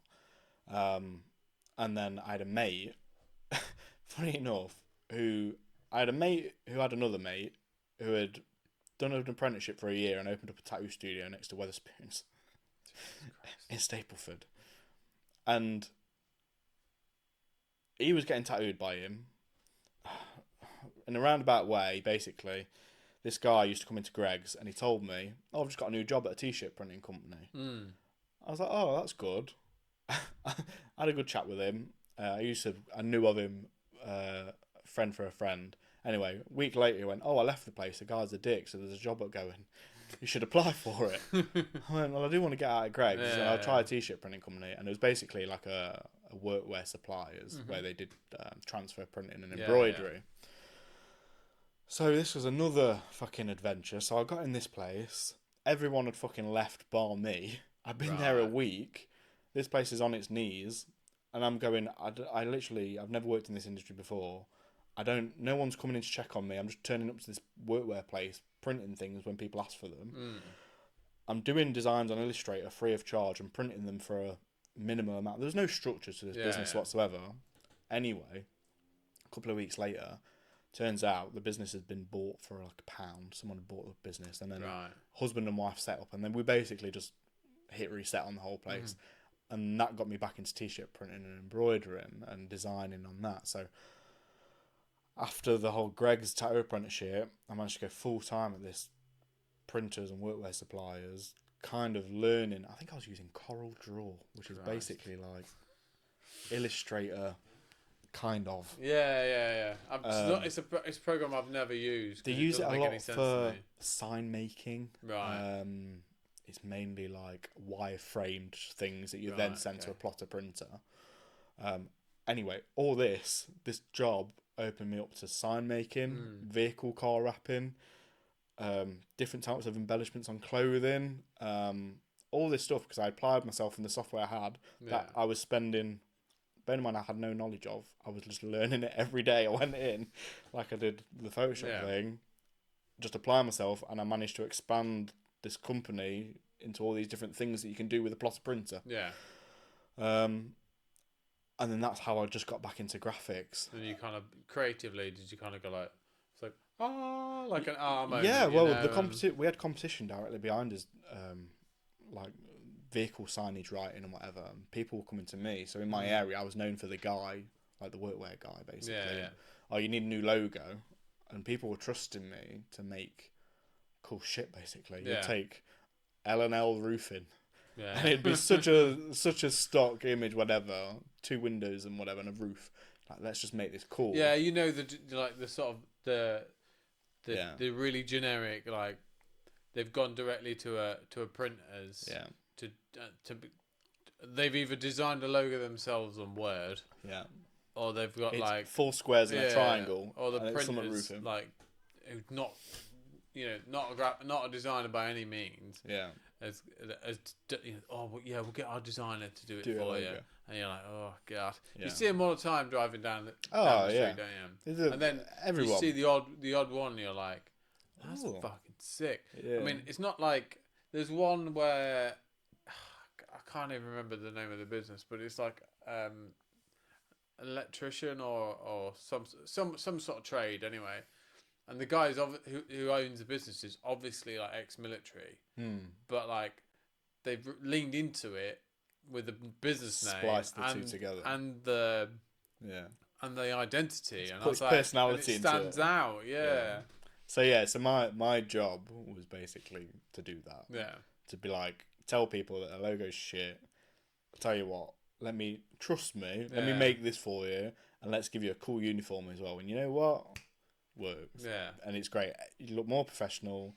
There's so many pros and cons. Well, not cons to it. So many pros to it, and you just get rid of all the cons. It's like when everyone's looking this way, you need to look that way. Yeah. And like Exactly. And the great thing is we had the catalogue of clothing that had every garment you could ever imagine in, and you're just going like, oh yeah, look, your brand colours.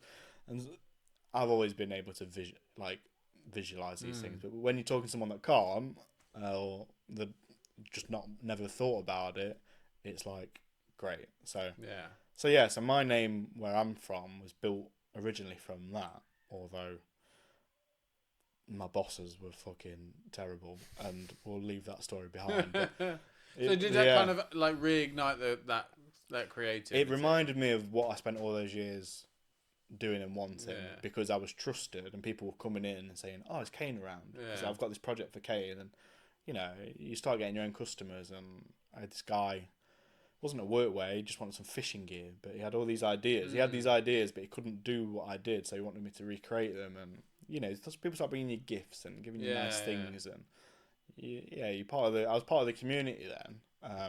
And I could walk past every shop and be like, oh, I installed that sign, or oh, I did that work. I designed that, Yeah, and that was like, it's a confidence boost, isn't it? Yeah. And with that sort of boost of confidence, you kind of like, yeah, you feel a bit like you walk a bit taller and a bit like, it was just nice to see you work in the wild, really.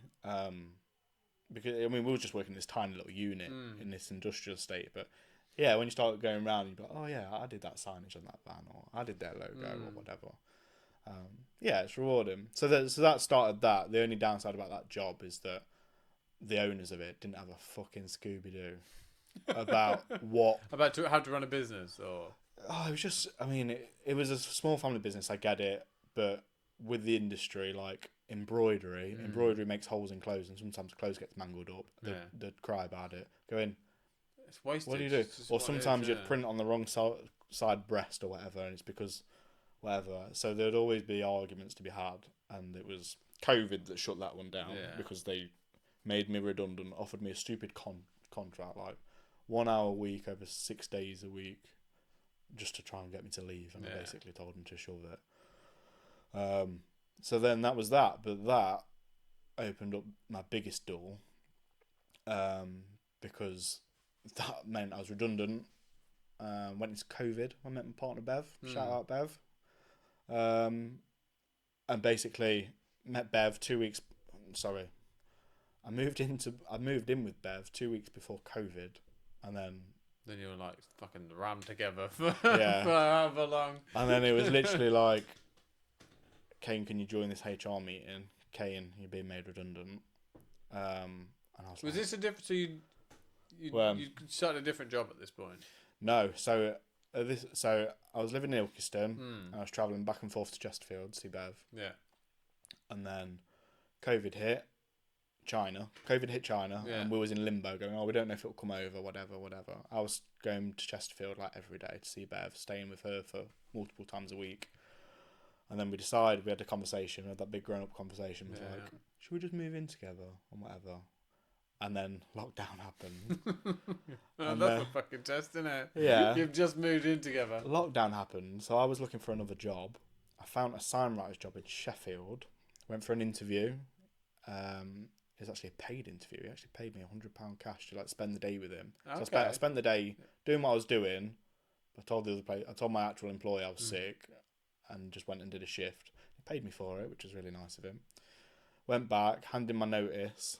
COVID hit, and I was like, shit, I'm not going to get this furlough pay kind of thing. What happened? So I was on the fence, floods of tears.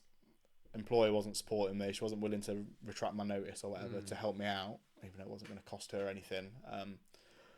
So I was just so like, heads are shed here. Yeah.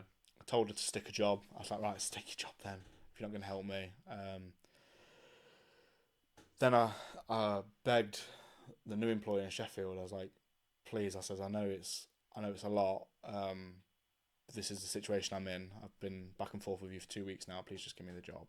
Basically, I just need to land this money. Yeah. We can work it out, but I just need to be employed so I can get this furlough payment, because I've just moved out, and life was chaos. So we did. I lasted a week there. I told him to shove his job because he was horrific. Anyway, but I was up and down the country installing signs for like Paper Chase and all these big retailers. So it was more of a sign writer's job, and you'd make the sign at the shop, and then the woman would go fitting them. Yeah. Literally everywhere, doing night shifts, all kinds of crazy work. It was madness. I remember I shouted down to him, and I was like, I can't remember his name. Paul, I think it was. Paul, do you want a tea? And he come up to me, slammed on the door. You fucking shout at me again. I'm going, what? What are you on about? It's literally like, it's absolutely disgusting that you shout down to me. If you want me, you come up to me and you ask me face to my face. Oh, you want a cup of tea, mate? Literally. Yeah. But yeah, he was like, oh, you can stay behind and wash the pots. Mate, I'm going, not a chance. So so that was short-lived. Yeah. I'm not surprised. Yeah. So I was Anybody that's on the sort of borderline ADHD, I'm not being funny, will be like, you can fuck off, mate. I'm not being funny. I'm an adult at this point. Yeah. I'm like 28 years old or whatever. I'm going, not a chance. Like, whatever. Don't need your job. So yeah, applied for another job, another print and embroidery factory, and ended up being the owner of the business. This is for a schoolwear manufacturer is what it was. So they basically embroidered. They basically embroidered all of the north of the UK's school uniforms and printed, and they supplied the print. Went into partnership with two of the owners because they could just see. Yeah. I knew my shit. See your potential. Yeah, literally within 2 months of being at this business, I went from just being employed to third shareholder of the company. We had all sorts of kit, mate. It was great. You'd loved it. It was literally like screen print, digital print, 50 embroidery machines. I mean, this is the shit. Like a knitwear. Like if somebody was had a business like that, I'd be like, can I just come and hang out? Like come and fuck about with these machines and make shit. We were spoiled. And what they wanted from me is my modern twist, because they've been doing all the school stuff. But you can only embroider so much school uniform. And most schools don't want a modern twist. They want to just the modern twist in terms of other sectors. Because I was like, ban merge. Yeah, why aren't you looking at this? I was trying to bring all these ideas, and we set up like multiple Etsy shops, and one of them was like this was when drop shipping was cool. Yeah. So it was kind of, let's set up an Etsy for like save the bees, and we'll donate £1 or whatever. We'll plant a tree if you buy this bee t-shirt. And they were happening. You could see them, and it was almost like you don't even have to touch the product. Yeah. All we needed was the kid that's on printing the uniforms. Here's a stack of bees, print some bees on it. I was just working with old heads, unfortunately. Yeah. And it just never went together and clicked. So one of them jumped ship. The other I went into partnership with. Had a very successful business with Pete. It's still my friend. Yeah, we've met. Still great. And we print and embroidered for the Body Shop. We did the Body Shop merch. Yeah. So we got the Body Shop UK on board. We did the Formula One. Yeah, that's sick. Fucking sick. You know what I mean? We just had all these things, and then we had these big contracts, but we also had these mini contracts as well. So I was always in London having Yeah. these hipster meetings, and it was great. It was great. It was getting me out. And Seeing, you feel again, it's probably like you start to feel like yeah. it gives you that confidence of it's that, I know what I'm doing. Like, Oh, do you ever have like the imposter syndrome with it though? massively. Like, oh god, I shouldn't. Massively. I know what I'm doing, but I shouldn't be, or I don't know what I'm doing. Yeah, I mean, when you see some of the figures of Yeah. like some of these companies or the things that they're doing, and they've told the whole class that they've hired in a specialist, and you don't know that they've been told that, but you're just like going, Yeah. "Oh, I'm the specialist." Oh, that's me. Oh, okay, cool. Yeah, yeah. How? Yeah. Or like I say, when I remember that Body Shop order was like 500k, and that was for Christmas jumpers, and I got to design the Christmas jumper.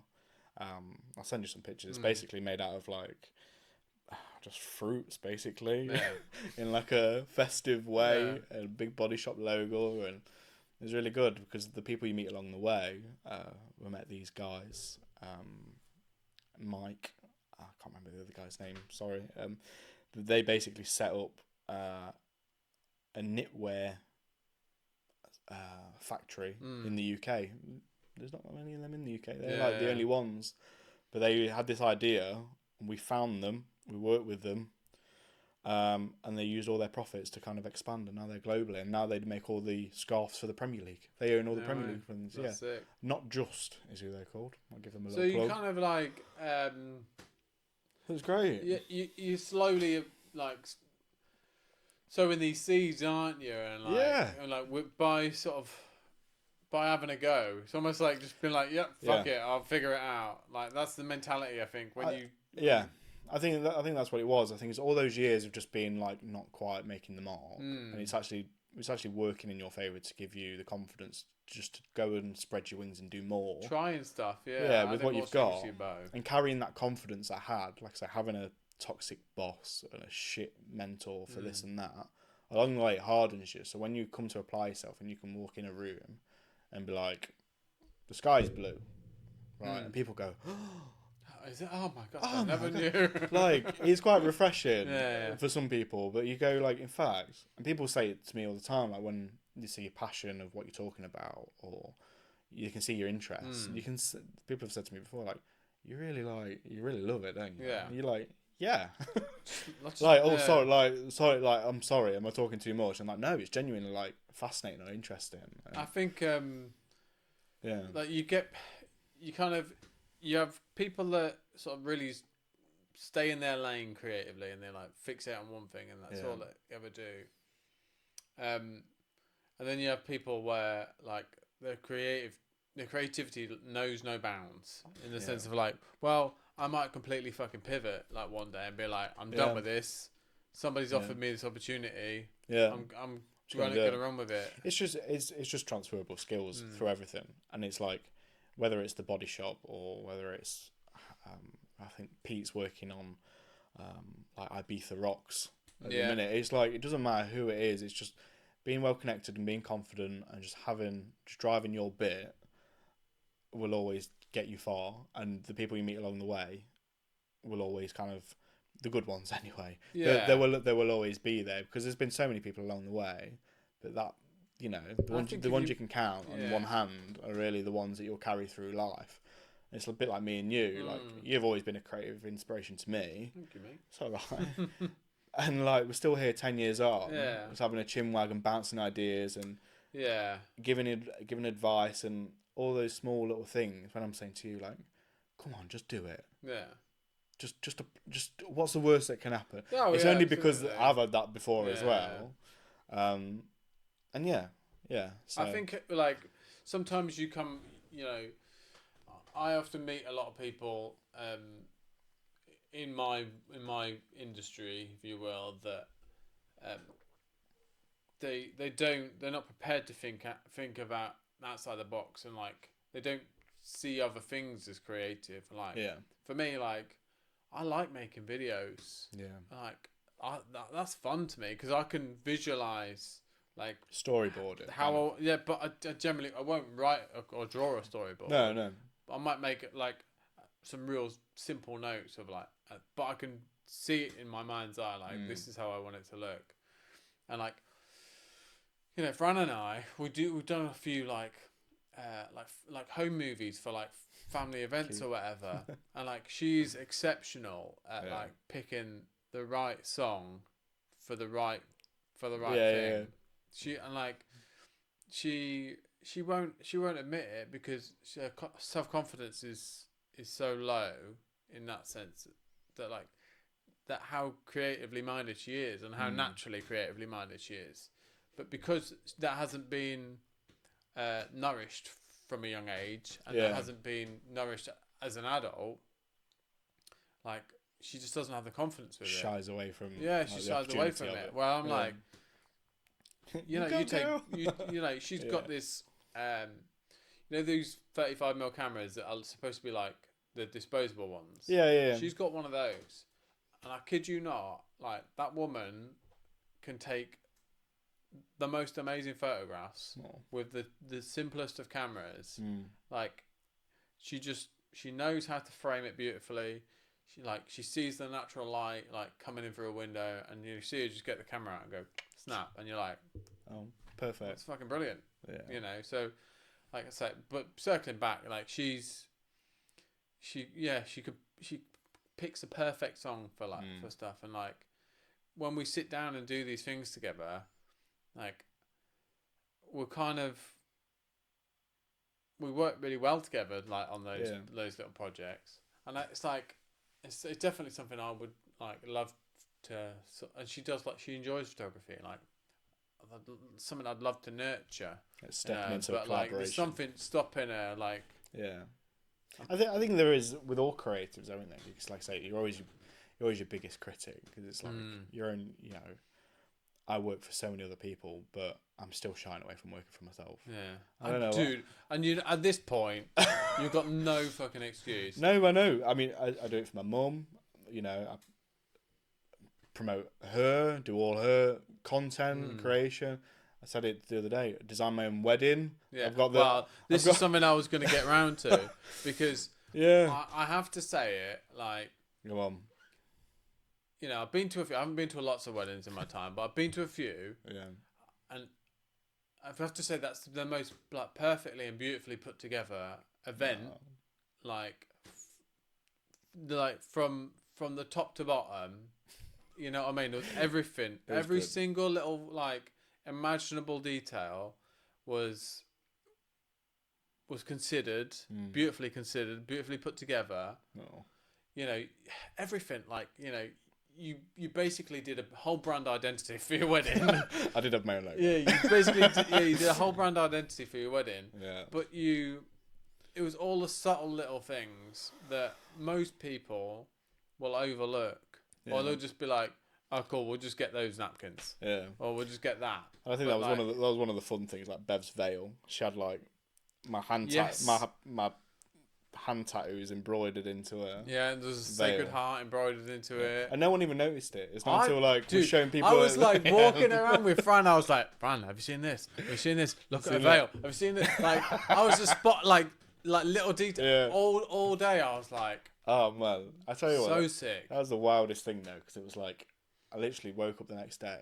Wasn't even drunk. I woke up and I couldn't remember like a lot of the main bits, just because of like the adrenaline in you. Like I felt fine, like talking everything all day, but it wasn't. And I was literally begging my photographer. I was like, "How long are these photos going to be? Because I need to just remember." Yeah. And like the same with a videographer, we had to wait like 11 weeks. I literally got the photos. That's a long time for I got the photos back a couple of weeks ago. Shared them out. I was like, I don't even want to look at them because I want to see physical copies, because it's this touch thing, right? I need to see them. I need to see them like HD.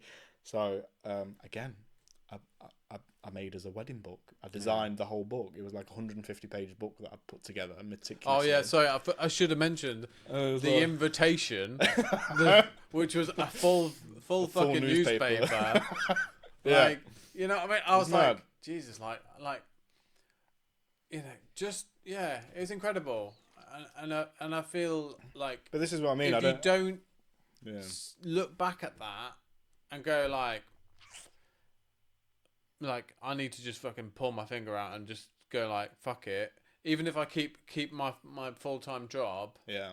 while I figure it out, but like you know, events like Yeah. you know, and part of like it's almost like events would be like your kind of I'm perfect. kind of covered from all angles. You've got Yeah. the identity of the event. You've got the merchandise. You've got the theme. That it's to me like all of these things that you've done over the years, like I've sort of amalgamated into like this like They are definitely just all in this quarry. yeah, and it's like well, It's kind of like oh, I'm like I've walked away from that thinking.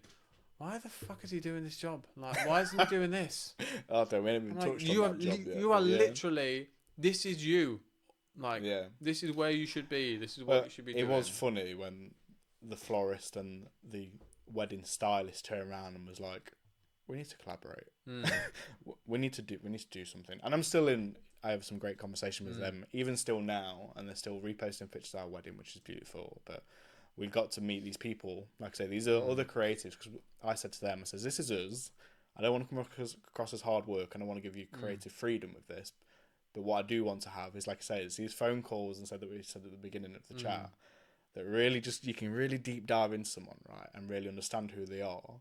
That enables you to create the best thing ever. And what the wedding was a perfect collaboration that just reeked us because it was all these communications and things they just pulled off and they're all just worth it, right? And although I was a bride, you had a vision, though. You had a vision, and you really you brought it to life. Yeah, no, it was insane. And it like it for beautiful. me walking away, I was like, the bar is set so high. Yeah. That any wedding I go to after this is going to be shit. Yeah. You know what I mean? Like everything, yeah. You know, we sat down at the table and, you know, everybody's got their own pair of sunglasses with their name on it. There's personalised messages to everybody, you know, and I've still got mine. I've kept it. Yeah. You know, there's all these little things like you don't have to take the time to like write a personal message to every single guest. Yeah. But you did. Yeah. And like, it was hard work. I know for me, like, it's hard work finding nice words for you. I know for me, like, all those little things, which I often overlook because I get so like, it needs to be finished now. Yeah. You know, and I have to pull myself back to like focus on the details. But like, those are the things for me when I go somewhere, see something like whether it's a business, an event. It just connects that a little bit better. I'm like, I look for the details, like, and I thrive off finding them. Yeah. Because I know most of the other people in the room ain't gonna even fucking notice them. No, it's gonna get overlooked. Yeah. No. 100%. But yeah, I feel like honestly like that. You know, if you don't do something with that, I think it's really upset with you. No, I know. It's always we have this conversation fortnightly probably, and it's just picking up each other's confidence. It's just like the time will come when you make the jump to do it, and I need to do it because I'm only missing out. Because, like you say, I came back to the work thing. I've gone from doing all that I'm really passionate about, and now I work in digital advertising, creating content for a supermarket, which is really boring. Yeah. But it pays you really well. And that's the only thing keeping me to it. But if you can do both, why not? It's just that nowadays, because I'm not in a creative space, I work in a home office with Bev. It's a bit harder to kind of get your crayons out and like throw things around. And it's just kind of come 5 o'clock, I'm shattered because I've been content managing and changing promotions or creating. Don't get me wrong, this week's actually been great. I've done all the upcoming campaigns for the supermarkets event, so it's been fun. Yeah. But that's my fun over now. Yeah, we'll go back to mundane. Yeah. So it's just one of them. So life's challenges, like don't you kind of, you know, I can relate because I have this, you know, this space like literally at the bottom of my garden. Beautiful space. I'm so tired Yeah. from like, from tattooing all day, Yeah. being a parent, um, doing all that stuff, doing all the admin, doing the design for tattoos. I don't even have that. Like when you've got the time, like I'm not good. when do I've got to make the time, Yeah. but I don't always feel like I've got the energy to make the time to do Yeah. my other creative endeavors, which keep that whole thing fresh. I think that's why. I think that's what gets me. It's kind of like I'm craving that passion for what I used to have. When I had the job in Sheffield and the body shop and the Formula One specifically, that was crazy because I remember I did I think 7 a.m. till 2 a.m. printing these garments myself. They had to be in Seville the next day, so we had to get them to an airport. We had to ship them. I was then going to travel to Seville to hand deliver them to, I think it was Mahindra. No, it wasn't Mahindra. That was the second job. It was Jaguar Land Rover.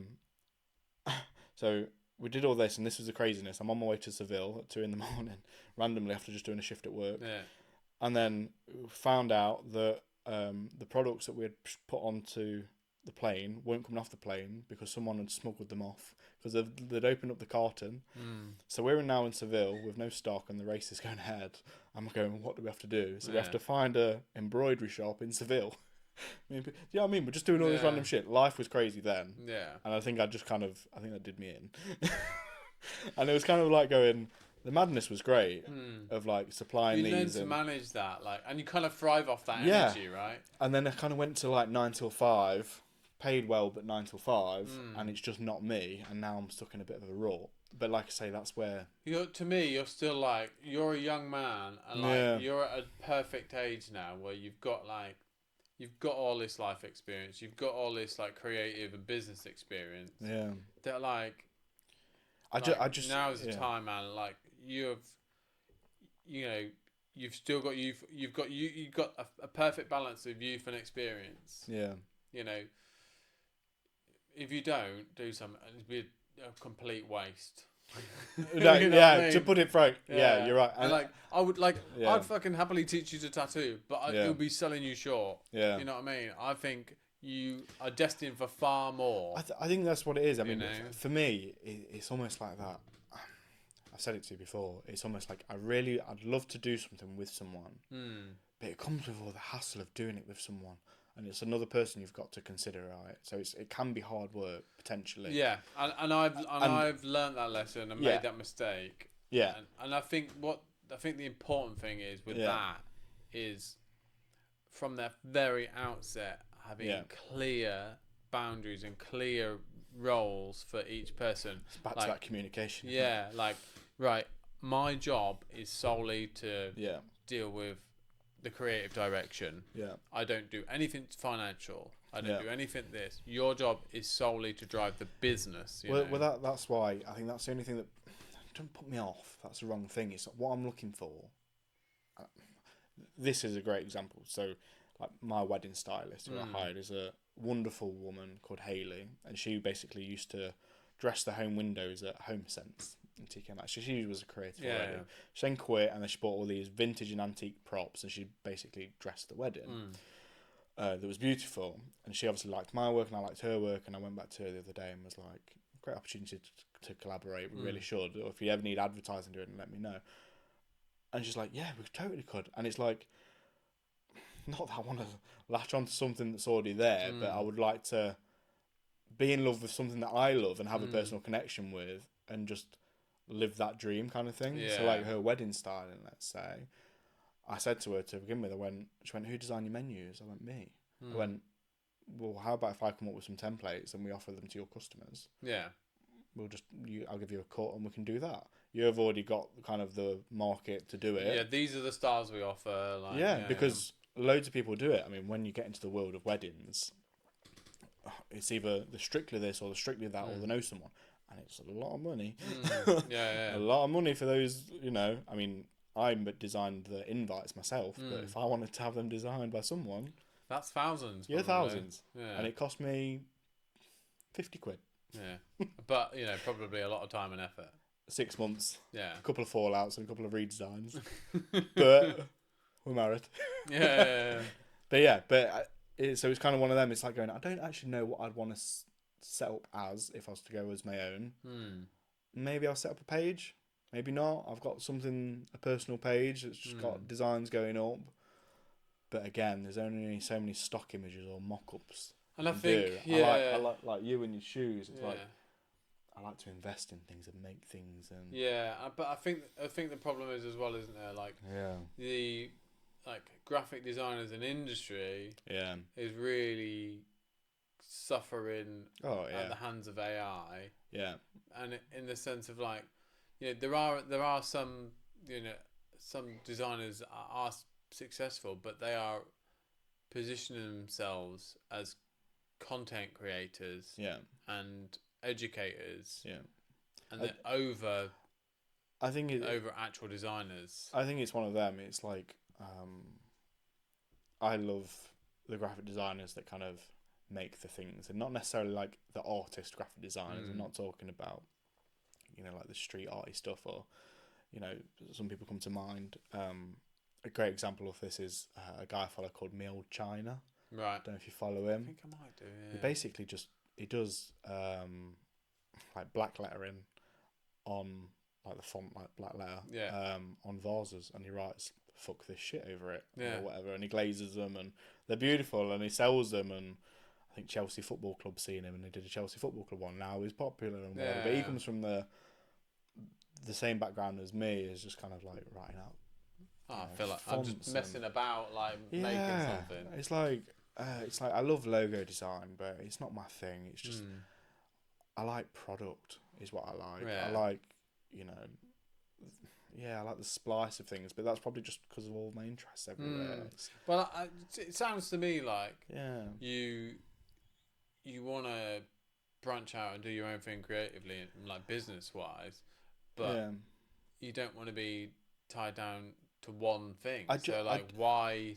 I suppose why tie yourself down to one thing? No, you know what I mean? Like it's 100% like it's like Banksy in it. Banks is known for spray painting rats and whatever, but in fact he's got all these other cool things, and that's what I like. Like if I was to flip a coin on its head and be like, right, okay, if this is me now, imagining myself, I've got my own business, on my website, what would I sell? I want to sell like tattoo books of bad Flash, and like I drew all the Flash, and you can buy it as a product, and it's almost like a coffee table book, or I want to design a Coke can, or whatever. It's just have all these novelty kind of things. But like a bit, but if you start like a business or like a creative business, it can evolve, it can change, it could be I've an example of a dude I know started a brand, and they were basically paying tattoo artists to do designs for them. They sold it under their brand, but in collaboration with that artist, right? Yeah. That was his merch. Yeah. That then evolved into a couple of other like smaller brands at the same time, and then that evolved into they stopped doing that, and they started doing merchandise for bands, right? So, and then that grew rapidly into like a 360 web. They do do your website, they do your production, they do the shipping, they do it all, and it's growing. Like you just tell them how many you want. Yeah, it's an international like corporation with distribution centers in Australia, America, mainland Europe, the UK, and that's just grown and evolved, Well, that's what we attempted in Sheffield. It was just understanding who it was, because we were trying to like rope in all sorts of people. Like I said, we had the printers and the embroiders. It was just, how do you create a lifestyle brand when there's only one of you kind of doing it? You're not necessarily living the life. Yeah, I'm not living that life. It's almost like, right, because I said the same. Like I've got plenty of tattoo t-shirts from Hobo Jack or Sullen or whatever, and you always want to be up there with Sullen kind of Yeah. thing, doing that kind of thing, and you're understanding the concept, right? You play an artist and they'll do a feature. And I was like, right, tattoo art's not working. Maybe do local artists of Sheffield, because everyone's an artist in Sheffield, or there's all these graphic design people. Try to get them on board, and someone just never. For us, it just never caught off. And I know it's a 1%, only 1% will, and it's a little bit of luck and a little bit of everything else. But yeah. No, like I say, it could be anything. If I could be anything, I'd be an artist. Yeah. But I suppose it's like, say, pre this like chat with you, it was kind of like thinking about it. Yeah. In fact, the journey has been crazy, but yeah, ultimately you just wanna work for yourself. But really. you look at I mean, I've used this reference a lot. It's like you look at Lick of Death, right? Yeah. That guy's a marketing guy. He's not a businessman in the sense of like, or a designer. It's just like, he knows how to market shit. And Yeah, like, exactly. Yeah. Came up with an idea and just ran with it. Well, I think that's sometimes what gets in the way, isn't it? Like when you're doing it yourself, it's kind of like, I mean, we walk past bad logos every day, right? Fuck yeah. And these people earn millions. Mm. And you're going, why is that like that? Or that spacing's wrong. Yeah. And it's like, sometimes you can care too much, and sometimes it doesn't do any justice. Yeah. Unfortunately, and like you say, like this guy is just marketing, and it went global. I don't know marketing, and sometimes that's where I go. I know what I know, and that's it. Yeah, and I'm bad if you for were trying that. to do like a lifestyle brand and like, then you've got to be I actively. could tell you all about it. Living the lifestyle almost, and like, that's probably where I get in my own way, because I'm not because I can't. I did it. I remember a guy started on me once because I was wearing because I was wearing a Santa Cruz vest. Yeah. And I didn't get it. And then he like fully went in on me, and I was like going, "All right, I'm just not going to wear this vest anymore." What would he kick off you about? Because it's like, you don't surf, you don't skate. That's so what, man? It's a brand like. I was just like, oh my god. All right. Most people that wear Santa Cruz don't skate. Yeah, I know. But I was just like, well. You can get it on the high street, mate. It's past it. Yeah, that's what I mean. And it's just like, right, okay, I'll give up with this now. So yeah, shout out Dixon though, make nice shirts. They do, yeah. And like that, well, that's more like, it's like workwear meets fashion, isn't it? Like, yeah, this one's not fireproof, but are they fireproof ones? Okay. But it's like that's a brand that I can get on board with. Oh, it's great. I just kind of like, like almost a utilitarian look, but like cleaner and. Yeah, they do some colourful garms. Yeah, definitely. Yeah.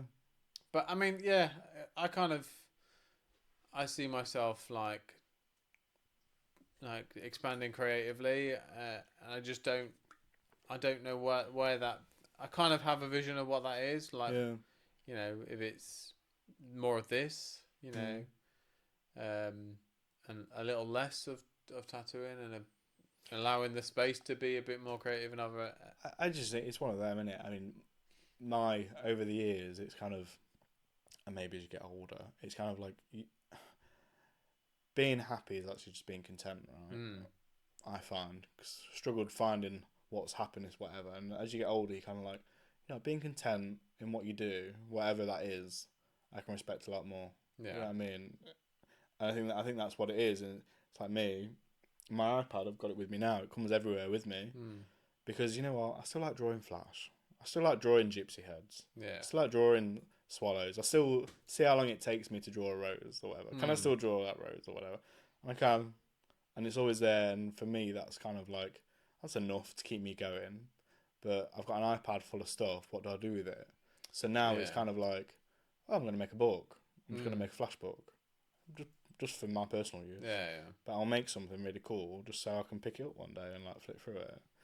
And it's kind of like, cool, maybe I'll show it, maybe I won't. Or maybe just make some stickers out of that. That's what I mean, but it's like, sometimes I did it, and I dabbled into like the 3D world, and it's kind of like, it's got that LiDAR sensor on it, so like you can create masks on it.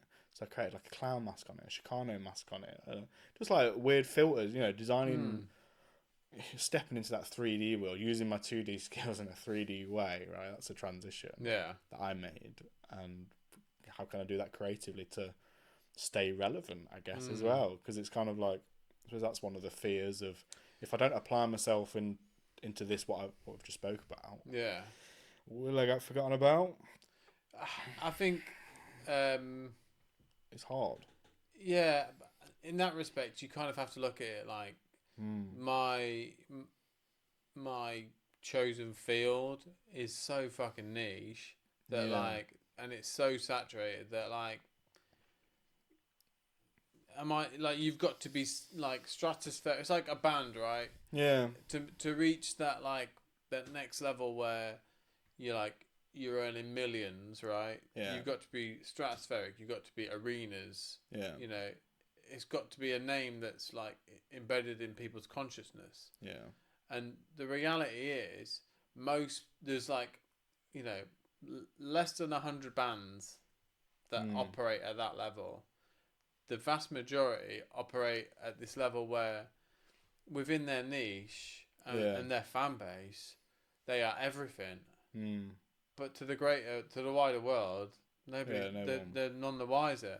And it's like, so it's living comfortably in that space of, you know, the people that enjoy what I do will be there, care about it deeply, you know, and they want to support it. Well, I think that's what, I mean, how long have I been with my company now? I've been there with them 3 years. I'm just a number at this company. So it's almost like making that transition from self-made of doing what you do and known for what you're known for to kind of just being a number at but you can still be like, you know, no, I know a company doesn't, you know, you could do your own thing, and it be a business and still nobody know who you are. No, I know, but the business has like, it's you know, quote unquote successful, or like, you know, or it gains some sort of an audience. I think that's where it just sits, where it comes back down to you as a person, not necessarily morals or whatever, but just you as a person, just being content with that, because it's like going, I can stick at what I'm doing for so long, but in fact I know that I'm probably better than that, and I could, my head would be better if I just did my own thing. So just not allowing yourself to sit in the what ifs. Not seeking fame, but just being like, rather than just pencil pushing 9 till 5, whatever, being paid, living paycheck to paycheck, live. It's not all going to be happy. Yeah, well, that's just it's life, just the reality of it. No, but I know, but being like, you know what, I'm going to get up today, and I'm going to design a book. I'm going to design those wedding leaflets or whatever, because I don't have enough friends to design leaflets for everyone. I mean, like, I offer it out if people want it. Happy to do it. Most of the time for nothing, just because of my own enjoyment, really. But we'll see. But so, what do you think's? What do you think's next then? What's next? I just need to make a jump. Is what I think it needs to be. I think once upon a time I was brave enough to jump, and I've been in a lot worse situations, but I'm in a very fortunate position where I could run something on the side, test waters, and I know there's demand for it because people come to me for it all the time, or people compliment me. It's just being that rebellious. It's not rebellious, is it? It's just been having some bravery, isn't it? Yeah. Like, and just having the faith in yourself again, really. Because I've got all this knowledge and whatever, but so we'll see what happens next day. Yeah, hope so. But I have every confidence in you. But I'm excited to see what comes next. Yeah, I just think sometimes it takes that switch, doesn't it? And where that comes from, I have no idea. I'd like it not to come from hardship. Do you know what I mean? To be like, shit, redundant. Now what? Because sometimes that's what you need, though. Well, I feel like that's what I've had previously, and it obviously works for you. It works for you, so maybe lean into that. Clearly does. But yeah, I mean, the dream is to be like 60 years old in Greece painting sceneries on the coast for like €15 or whatever. But yeah, watch this space. Yeah, watch this space. Well, thanks, mate. I appreciate you coming over and having a chat. Yeah, no, it's been really good. It's nice to deep dive, isn't it? Yeah. Well, talk again in Yeah. a year, I think, and see what's happened. Andy, I'm unemployed. Teach me how to tattoo. Well, you know. Well, Yeah. No, I've still got my iPad. My iPad keeps me sane. It keeps me out of trouble. Got all sorts of stuff on it, and yeah, it's just relive my youth through my iPad of drawing and illustrating, and that keeps my brain ticking. So. but yeah. Well, I'm excited to see what comes next, and Yeah. yeah, I appreciate you coming in and having a chat. Thanks for having me.